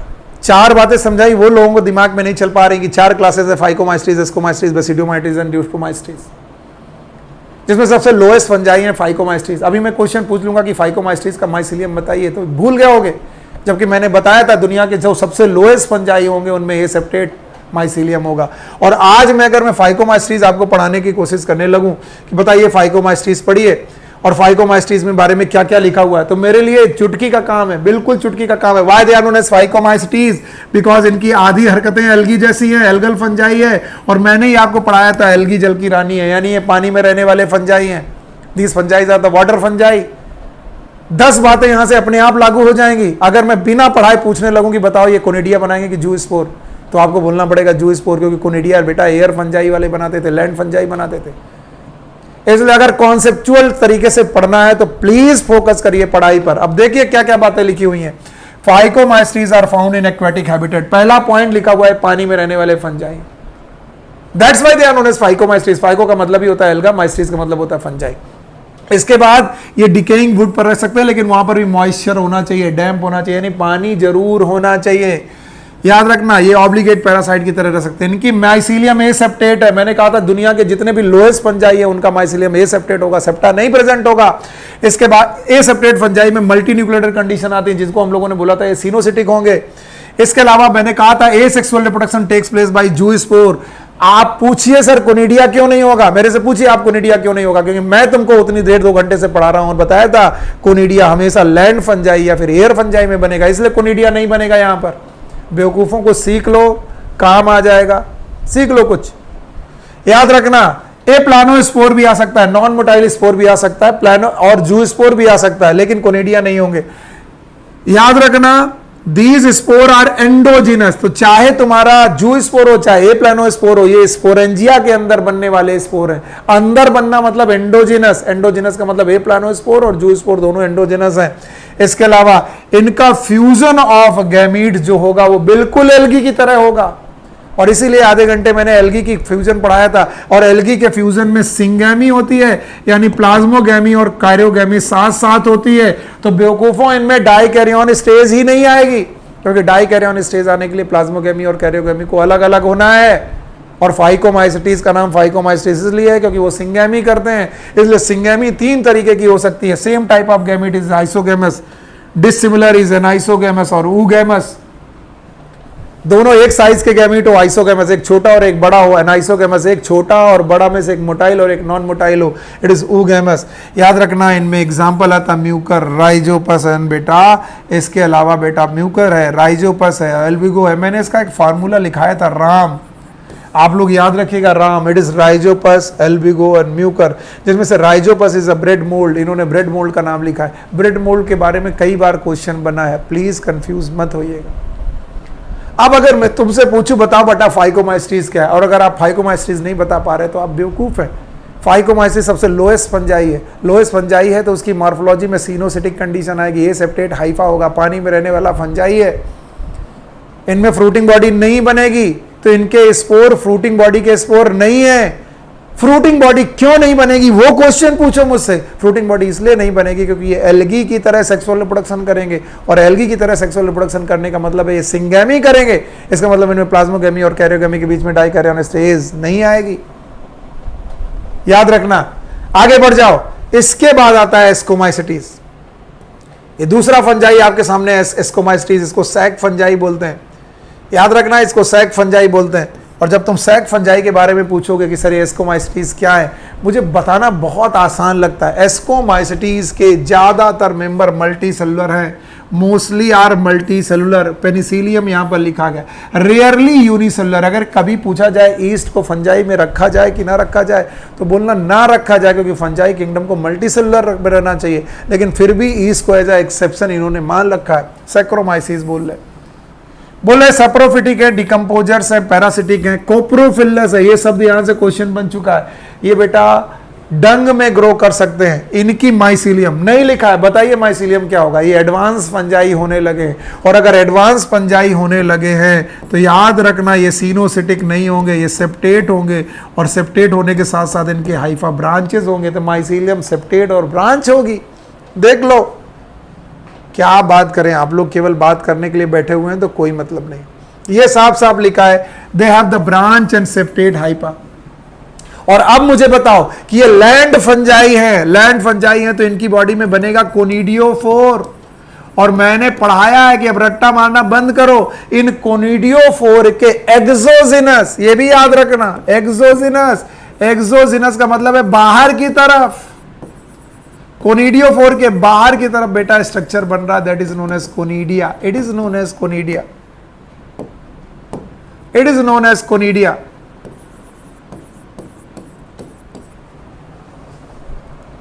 फिर मैं बढ़ा दूं, अब इनमें जू स्पोर मत ढूंढिएगा, इनमें ये प्लानोस्पोर मत ढूंढिएगा, क्योंकि मैंने तुमको पढ़ाया है कि जो लोग पानी में रहते हैं वो लोग जू स्पोर और प्लानोस्पोर बनाते हैं, रट्टा मारने की जरूरत नहीं। अगर कंफ्यूजन हो रहा हो तो देख लो। इसीलिए बेटा ये लोग exogenous special mycelium conidiophore, conidia on germination produce mycelium. अब सेक्सुअल स्पोर कैसे बनेगा, फिर से मैं बोलूंगा कि जो रट्टा मार रहे होंगे उन्हें नहीं समझ में आया होगा, पर जो रट्टा नहीं मार रहे होंगे वो समझ जाएंगे कि इनमें बेटा सिंगैमी नहीं होगी सेक्सुअल रिप्रोडक्शन करते वक्त, इनमें पहले होगी प्लाज्मोगैमी और डाइकैरियन स्टेज आएगी N+N। पर अंतर ध्यान से सुनना, फाइकोमैस्टीज में रियल गैमीट फ्यूज करते थे, आइसोगैमस एनाइसोगैमस ऊगैमस कंडीशन थी, लेकिन बेटा एस्कोमाइसिटीज में रियल गैमीट फ्यूज नहीं कर रहे, उनकी गैमिटेंजिया फ्यूज कर रही, इसीलिए सेक्सुअल रिप्रोडक्शन थोड़ा खराब हो गया। सेक्सुअल रिप्रोडक्शन तो तब बेस्ट होगा जब इनका गैमीट फ्यूज करें, लेकिन यहां पर गैमिटेंजिया फ्यूज कर रही हैं, गैमिटेंजिया फ्यूज कर रही हैं, गैमिटेंजिया फ्यूज कर रही हैं, और गैमिटेंजिया फ्यूज करते वक्त वही तीन काम कर रही हैं। पहला कर रही हैं प्लाज्मोगैमी, प्लाज्मोगैमी के बाद ये डाइकैरियन स्टेज आई, और प्लाज्मोगैमी के बाद होती है कैरियोगैमी, और प्लाज्मोगैमी और कैरियोगैमी के बाद इनमें फ्रूटिंग बॉडी बनेगी, and that fruiting body will be sac like, और उस फ्रूटिंग बॉडी का नाम होगा एस्कोकार्प। आप लोग ध्यान से देखिएगा, sexual spore are ascospores which are produced endogenous in the sac like asci, singular ascus. These asci are arranged in different type of fruiting body called as ascocarp. इनकी sac like fruiting body है जिसको हम लोग ascocarp बोल रहे। सो घबराओ मत, fruiting body का नाम है एस्कोकार्प। उन फ्रूटिंग बॉडी के अंदर एस्कस हैं, एस्कस के अंदर एस्कोस्पोर है। तो कभी पूछा जाए एस्कोस्पोर इज एंडोजिनस के एक्सोजिनस, याद रखना इट इज एंडोजिनस। अजीब है एस्कोमाइसिटीज, इसका जो एसेक्सुअल स्पोर है वो कोनिडिया है, और जो कि एक्सोजिनस है। कोनिडिया इज एक्सोजिनस, लेकिन इनका जो सेक्सुअल स्पोर है वो है एस्कोस्पोर जो कि एंडोजिनस है। Sexual spore is endogenous, asexual spore is exogenous. Any problem? Okay, अब याद रखना इसके बाद आती है बेटा तुम्हारा दूसरा बेटा, इसके बाद वाला क्लास आता है that is known as basidiomycetes. और बेसिडियोमाइसिटीज बेटा it is club fungi. What is club fungi? कुछ अंतर याद रखने की जरूरत नहीं है। क्लब हम लोगों ने जब बेटा गोल्फ की स्टिक देखी है, तो गोल्फ की स्टिक का ये जो बेटा पार्ट होता है it is known as club like. तो इनकी फ्रूटिंग बॉडी क्लब लाइक होती है, दैट्स इट। अब ये एडवांस फंजाई हैं, एस्कोमाइसिटीज की तरह एडवांस फंजाई हैं। तो अगर मुझसे कोई पूछे कि इनका हाइफा कैसा होगा, याद रखना इनमें कौन कौन आता है। बेसिडियोमाइसिटीज में बेटा मशरूम आते हैं, ब्रैकेट फंजाई आते हैं, पफ बॉल आते हैं, ये लॉक्स में ग्रो कर सकते हैं, ट्री स्टम में ग्रो कर सकते हैं, plant body parasite, rust and smut भी इसी में आती हैं। यानी कल को मैं पक्सीनिया पूछूं तो बताओगे कहां पर आएगी? बेसिडियोमाइसिटीज में। स्मट्स भी इसी में आती हैं। याद रखना mycelium is branched and septate, इनकी माइसीलियम ब्रांच एंड सेप्टेट है। Asexual spore are generally not found, ये मोस्ट इंपॉर्टेंट टॉपिक है। फिर से सुनो, फाइकोमाइसिटीज में सेक्सुअल रिप्रोडक्शन था जू स्पोर और एप्लानोस्पोर का। एस्कोमाइसिटीज में सेक्सुअल रिप्रोडक्शन था कोनिडिया का, लेकिन बेसिडियोमाइसिटीज में ये सेक्सुअल रिप्रोडक्शन के स्पोर नहीं है, ना तो कोनिडिया है, ना ही बेटा वहां जू स्पोर और प्लानोस्पोर है। बहुत इंपॉर्टेंट टॉपिक बन सकता है। वेजिटेटिव रिप्रोडक्शन इनमें है, वेजिटेटिव रिप्रोडक्शन है बाई फ्रेगमेंटेशन, और मैंने ही तुम्हें पढ़ाया कि फंजाई का वेजिटेटिव रिप्रोडक्शन जब भी पूछा जाए उसमें आप फ्रेगमेंटेशन ही लगाना, फ्रेगमेंटेशन लगाना। इसके बाद सेक्स ऑर्गन आर एब्सेंट, ये एक और बड़ी खास बात है कि देखिए सेक्सुअल रिप्रोडक्शन कैसे धीरे धीरे खराब होता जा रहा है। पहले जब फाइकोमाइस्टीज थे तो उन्होंने गैमीट को फ्यूज किया, एस्कोमाइस्टीज में गैमिटेंजिया यानी रिप्रोडक्टिव ऑर्गन फ्यूज हुए। अब इनके पास रिप्रोडक्टिव ऑर्गन नहीं है, यानी सेक्सुअल रिप्रोडक्शन तो करने जा रहे हैं लेकिन रिप्रोडक्टिव ऑर्गन नहीं, तो फिर सेक्सुअल रिप्रोडक्शन में वो जो प्लाज्मोगैमी, कैरियोगैमी और मियोसिस होगी वो कहां होगी? अब इनकी सोमैटिक सेल में ये बातें होंगी। सोमैटिक सेल्स, सोमैटिक सेल्स आपस में फ्यूज करेंगी, वेजिटेटिव सेल्स आपस में फ्यूज करेंगी, प्लाज्मोगैमी करेंगी, यानी यहां सेक्सुअल रिप्रोडक्शन करने के लिए रिप्रोडक्टिव ऑर्गन ना होने के बावजूद भी सोमैटिक सेल प्लाज्मोगैमी कर रही हैं। प्लाज्मोगैमी करने के बाद डाइकैरियन स्टेज आएगी, फिर आएगी कैरियोगैमी, और इनकी फ्रूटिंग बॉडी का नाम होगा एस्कोकार्प, और एस्कोकार्प इनकी फ्रूटिंग बॉडी का नाम होगा बेसिडियोकार्प, और बेसिडियोकार्प में पाए जाएंगे बेसिडियम, और बेसिडियम के बाहर एक्सोजिनस, याद रखना एक्सोजिनस स्ट्रक्चर मिलेगा बेसिडियोस्पोर। अभी बात करो एस्कोस्पोर कैसा था? एंडोजिनस। बेसिडियोस्पोर कैसा है? एक्सोजिनस। यानी इनका सेक्सुअल स्पोर बेटा एक्सोजिनस है, यहां पर लिखा हुआ है sex organ are absent but plasmogamy is brought about by fusion of two vegetative or somatic cells of different strain or genotype. The resultant structure is dikaryotic N plus N, which ultimately give rise to basidium. Karyogamy and meiosis takes place in the basidium, producing 4 basidiospore. The basidiospore are exogenously produced on the basidium. फिर मैं सुनाऊंगा, ascus के अंदर produce होते थे ascospore, फिर मैं बोल दे रहा हूं क्वेश्चन आएगा, लेकिन बेसिडियोस्पोर बेसिडियम के बाहर, बेसिडियोकार्प के अंदर बोल सकते हैं, फ्रूटिंग बॉडी के अंदर, लेकिन बेसिडियम के बाहर, इसीलिए इस तरीके के स्पोर को हम लोग एक्सोजिनस स्पोर बोलते हैं। तो आपके दिमाग में दो ही चीजें एक्सोजिनस आनी चाहिए, एक तो कोनिडिया जो एसेक्सुअल था, और अगर कोई सेक्सुअल स्पोर बेटा एक्सोजिनस आना चाहिए तो बेसिडियोस्पोर आएगा, याद रखना। इसके बाद इनके एग्जाम्पल हैं, इनके एग्जाम्पल में आपके लिए एस्ट्रिलागो है, पक्सीनिया है, फंगस है। मैं बाद में बताऊंगा, मैंने एक सेंटेंस बनाया हुआ था और वो सेंटेंस आप लोग को शायद याद होगा। मैंने कहा था राम कैन पॉज एक्ट, इसमें से राम है बेटा फाइकोमास्टीज के example, Rhizopus, Albugo, Mucor, can, Claviceps, it is Neurospora, Aspergillus. पॉज में है बेटा पक्सीनिया, पक्सीनिया के बाद ए यहां पर आपको मिलेगा, that is Agaricus, that is mushroom, और यूएस का मतलब एस्ट्रिलागो, और एक्ट में हम लोग ड्यूट्रोमाइसिटीज के बारे में बात करेंगे। खैर ये बेसिडियोमाइसिटीज हो गया।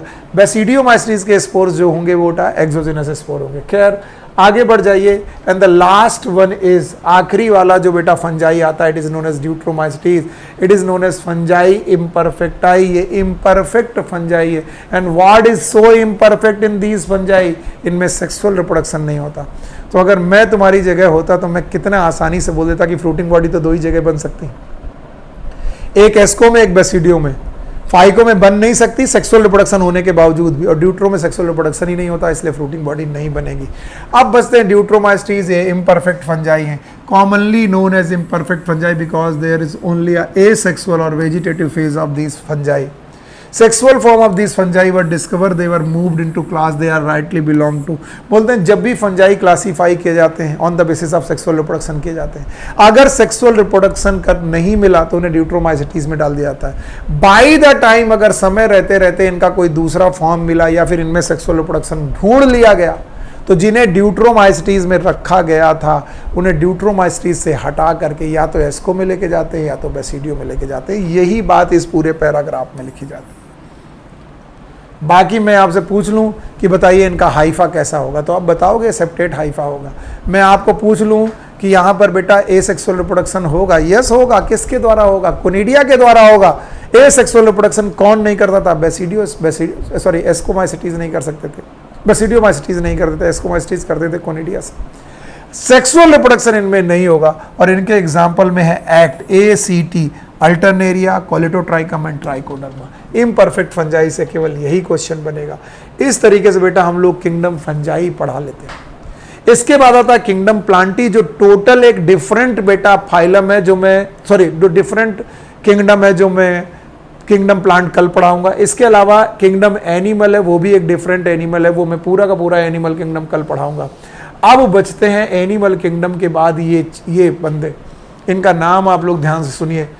इनमें से एक है वायरस, वायरॉइड, प्रायन एंड लाइकेंस। मैं क्वेश्चन पूछता हूं कि यही क्यों बचे? क्योंकि आर.एच. विटेकर से भी गलती हुई। आर.एच. विटेकर में 5 किंगडम बनाए और उन 5 किंगडम में इन लोगों को जगह ही नहीं मिली। ना वायरस को जगह मिली, ना वायरॉइड को जगह मिली, ना प्रायन को जगह मिली, ना लाइकेन को जगह मिली। वायरस, वायरॉइड, प्रायन को जगह क्यों नहीं मिली? क्योंकि बेटा इनमें सेल ही नहीं थी। और 5 किंगडम क्लासिफिकेशन का पहला बेसिस था नंबर ऑफ सेल, यानी सेल तो होनी ही चाहिए, चाहे यूनिसेलर हो चाहे मल्टीसेलर हो। और इन विचारों के पास वायरस, वायरॉइड, प्रायन, इनके पास तो सेल ही नहीं थी। और लाइकेन में बंदा कंफ्यूज है कि ये एल्गी है कि ये फंजाई है। अगर एल्गी है तो इसे प्लांट में रखो, और अगर फंजाई है तो इसे किंगडम फंजाई में रखो। तो कंफ्यूजन ये है कि लाइकेन को रखा कहां जाए, तो ना इसे प्लांट मिला ना फंजाई मिला। तो ये 4 एक्सेप्शन है 5 किंगडम क्लासिफिकेशन के। One is known as virus, another one is viroid, another one is known as prion and fourth one is known as lichen. इनमें से बेटा एक एक करके हमको पढ़ते रहना चाहिए। पहला जो बेटा चीज हमें पढ़नी चाहिए वो है वायरस। यहां पर जब हम पैराग्राफ चेंज करते हैं तो यहां पर हम लोग वायरस से जुड़े हुए बहुत सारी चीजें पढ़ते हैं। देखिए, एक कंट्रोवर्शियल क्वेश्चन है कि वायरस का नाम किसने दिया। पूरी इंडिया के टीचर कंफ्यूज हैं क्योंकि एनसीईआरटी खुद इसे 3 बार बदल चुकी है।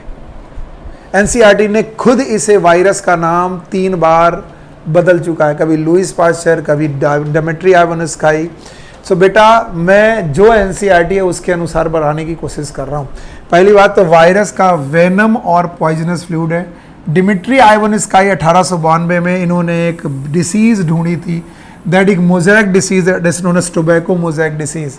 और ये वो डिसीज थी जो हो रही थी एक वायरस से, और वायरस जो होते हैं बैक्टीरिया से छोटे होते थे। तो बैक्टीरिया का फिल्टर लगाने पर ये उस फिल्टर में पकड़े नहीं जाते थे, तो बैक्टीरिया फिल्टर को पास कर जाते। These were found to be smaller than bacteria because they were pass through the bacteria proof filter. तो मैं पहली पॉइंट बोलूंगा कि यहाँ नेम वायरस किसने दिया ये अभी तक लिखा नहीं बुक ने। वैसे पुरानी किताबों में पास्चर का नाम भी दिया गया है, डीजे आइवानस्काई का भी नाम दिया गया है, इसलिए मैं कंफ्यूजन में छोड़ देता हूं। वैसे पुरानी किताबों में यहाँ पास्चर नाम दिया गया। खैर, डिमिट्री आइवानस्काई ने क्या किया, इन्होंने टोबैको मोज़ेक डिसीज ढूंढी, और टोबैको मोज़ेक डिसीज ढूंढने के बाद इन्होंने बताया कि ये डिसीज बैक्टीरिया से भी छोटे ऑर्गेनिज्म से हो रही। बस इतना इन्होंने बताया, और बताया कि अगर बैक्टीरिया फिल्टर लगाओगे तो बैक्टीरिया के फिल्टर से ये वाला स्ट्रक्चर, ये वायरस बेटा कैच नहीं होगा, निकल जाएगा। इसके अलावा M.W. बीजरिंक आए। बीजरिंक ने इन्हें बोला कॉन्टेजियम वाइवम फ्लूइडम, ये एक जिंदा फ्लूइड है जिसमें इन्फेक्शन करने की क्षमता है। तो कॉन्टेजियम वाइवम फ्लूइडम किसने बोला है? बीजरिंक।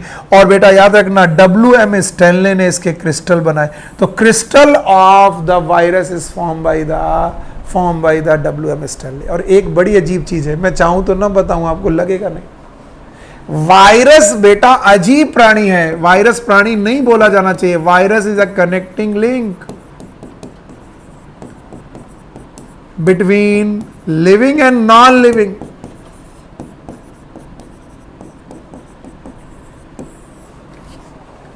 Virus is a connecting link between living and non living. आप बोलेंगे सर ये नॉन लिविंग क्यों? क्योंकि वायरस बेटा विदाउट साइटोप्लाज्म है, इसमें साइटोप्लाज्म नहीं है, और जिसमें साइटोप्लाज्म नहीं उसमें मेटाबॉलिज्म नहीं, जो मेटाबॉलिज्म नहीं तो वो लिविंग नहीं।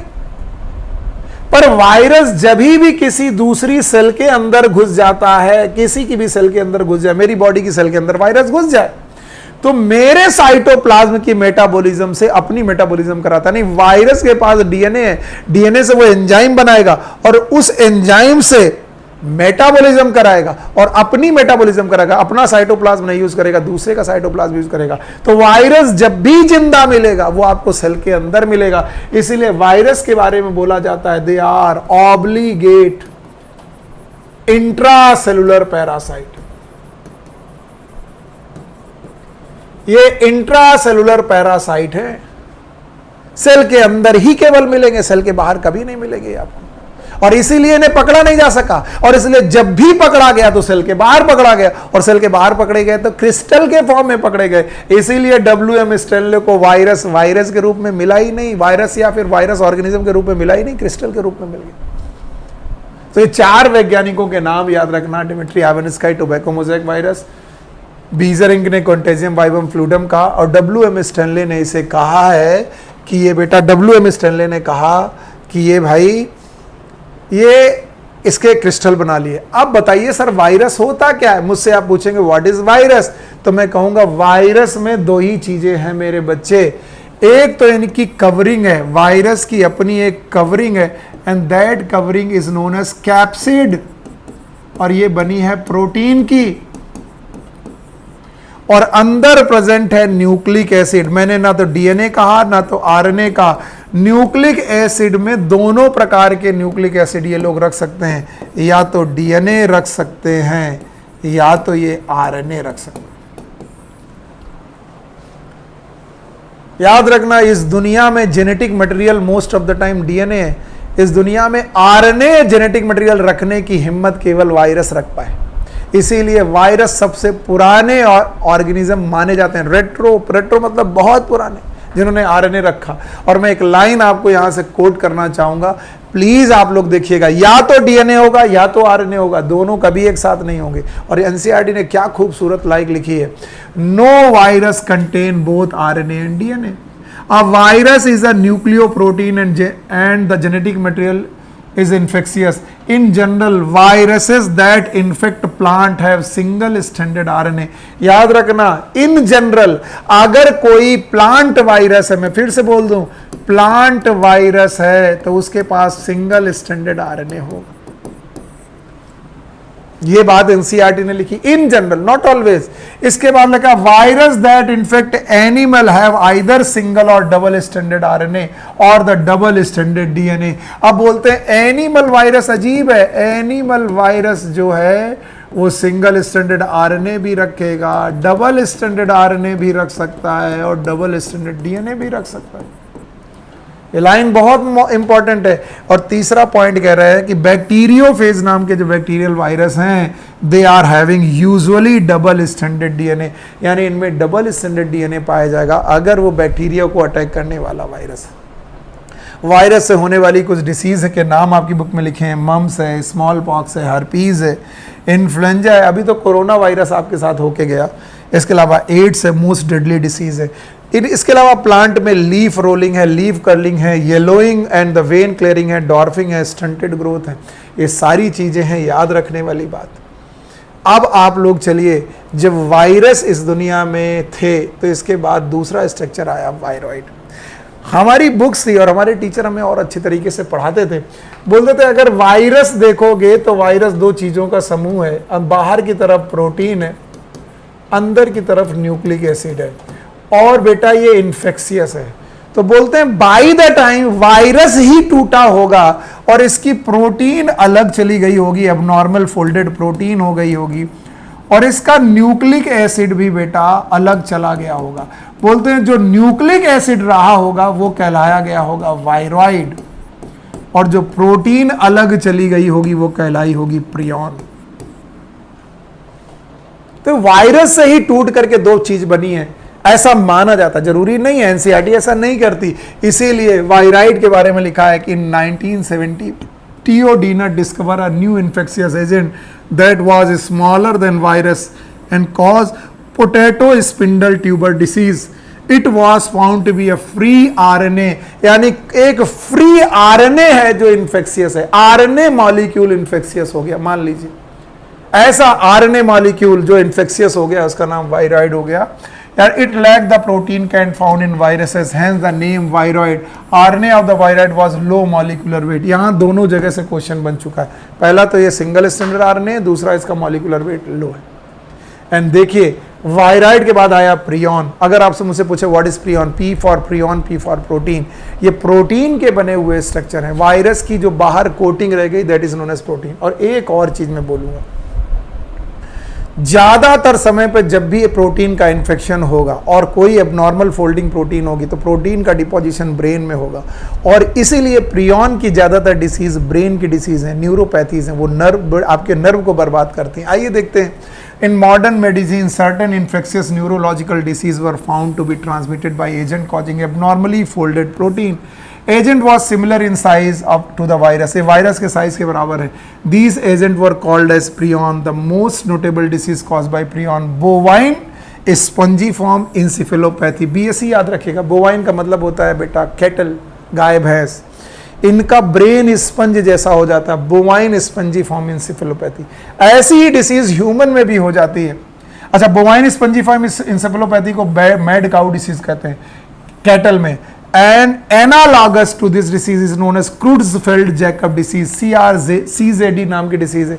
यानी कि प्रियॉन की डिसीज अगर ह्यूमन में हो तो मैड ह्यूमन डिसीज मत बोलिएगा, it is known as Creutzfeldt Jakob disease. Okay, so prion से दो इंपॉर्टेंट क्वेश्चन है, एक BSE और एक CZ, और ये प्रोटीन के बने और इनका साइज वायरस के बराबर है। अच्छा, एक और बात है जो आपको याद रखनी है कि अब आते हैं last topic, it is known as lichen. Lichen क्या है? Lichen it is a symbiotic relationship between the algae and fungi. Lichen a symbiotic association, mutually useful association between algae and fungi. Algal component is known as phycobiont, ये याद रखना, alga phycobiont है और fungal component is known as mycobiont. याद रखना, alga prepare food for fungi and fungi provide the shelter. तो एक बंदे को न्यूट्रिशन देता है, दूसरा शेल्टर देता है। याद रखना कि लाइकेन जो है ये इनको अलग ऑर्गेनिज्म नहीं माना जाता। Lichens are very good pollution indication, do no not grow in the polluted area.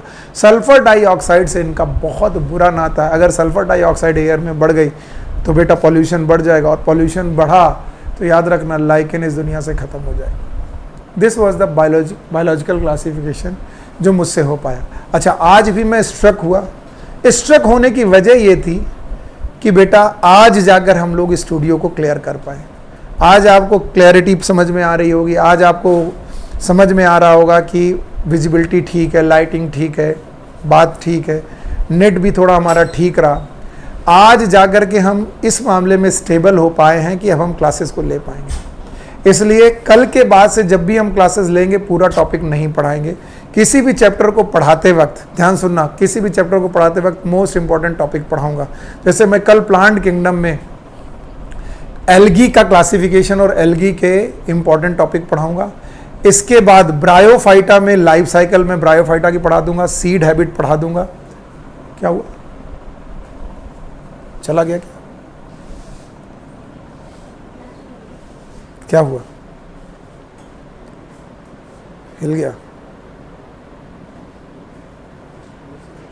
तुम लोगों ने इसको हिला दिया।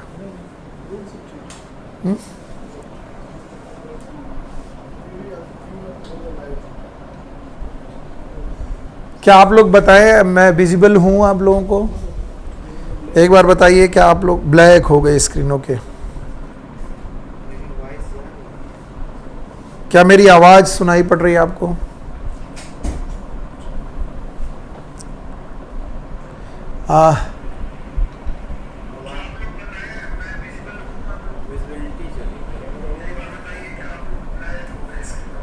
अच्छा बच्चों, सो इट वॉज समहाउ हमने चैप्टर ख़त्म कर लिया। चैप्टर ख़त्म होने के बाद मैं केवल आपसे बोल रहा हूँ कि ब्लैक स्क्रीन के साथ मैं आप लोग के साथ ये बोल रहा हूँ कि मैं प्लांट फिजियोलॉजी का रिवीजन करा रहा हूँ।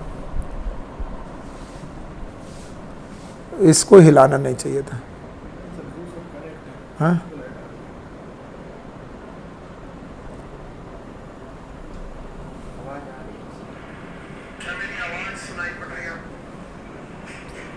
So thank you very much. आज का सेशन हम लोग यहीं एंड करते हैं।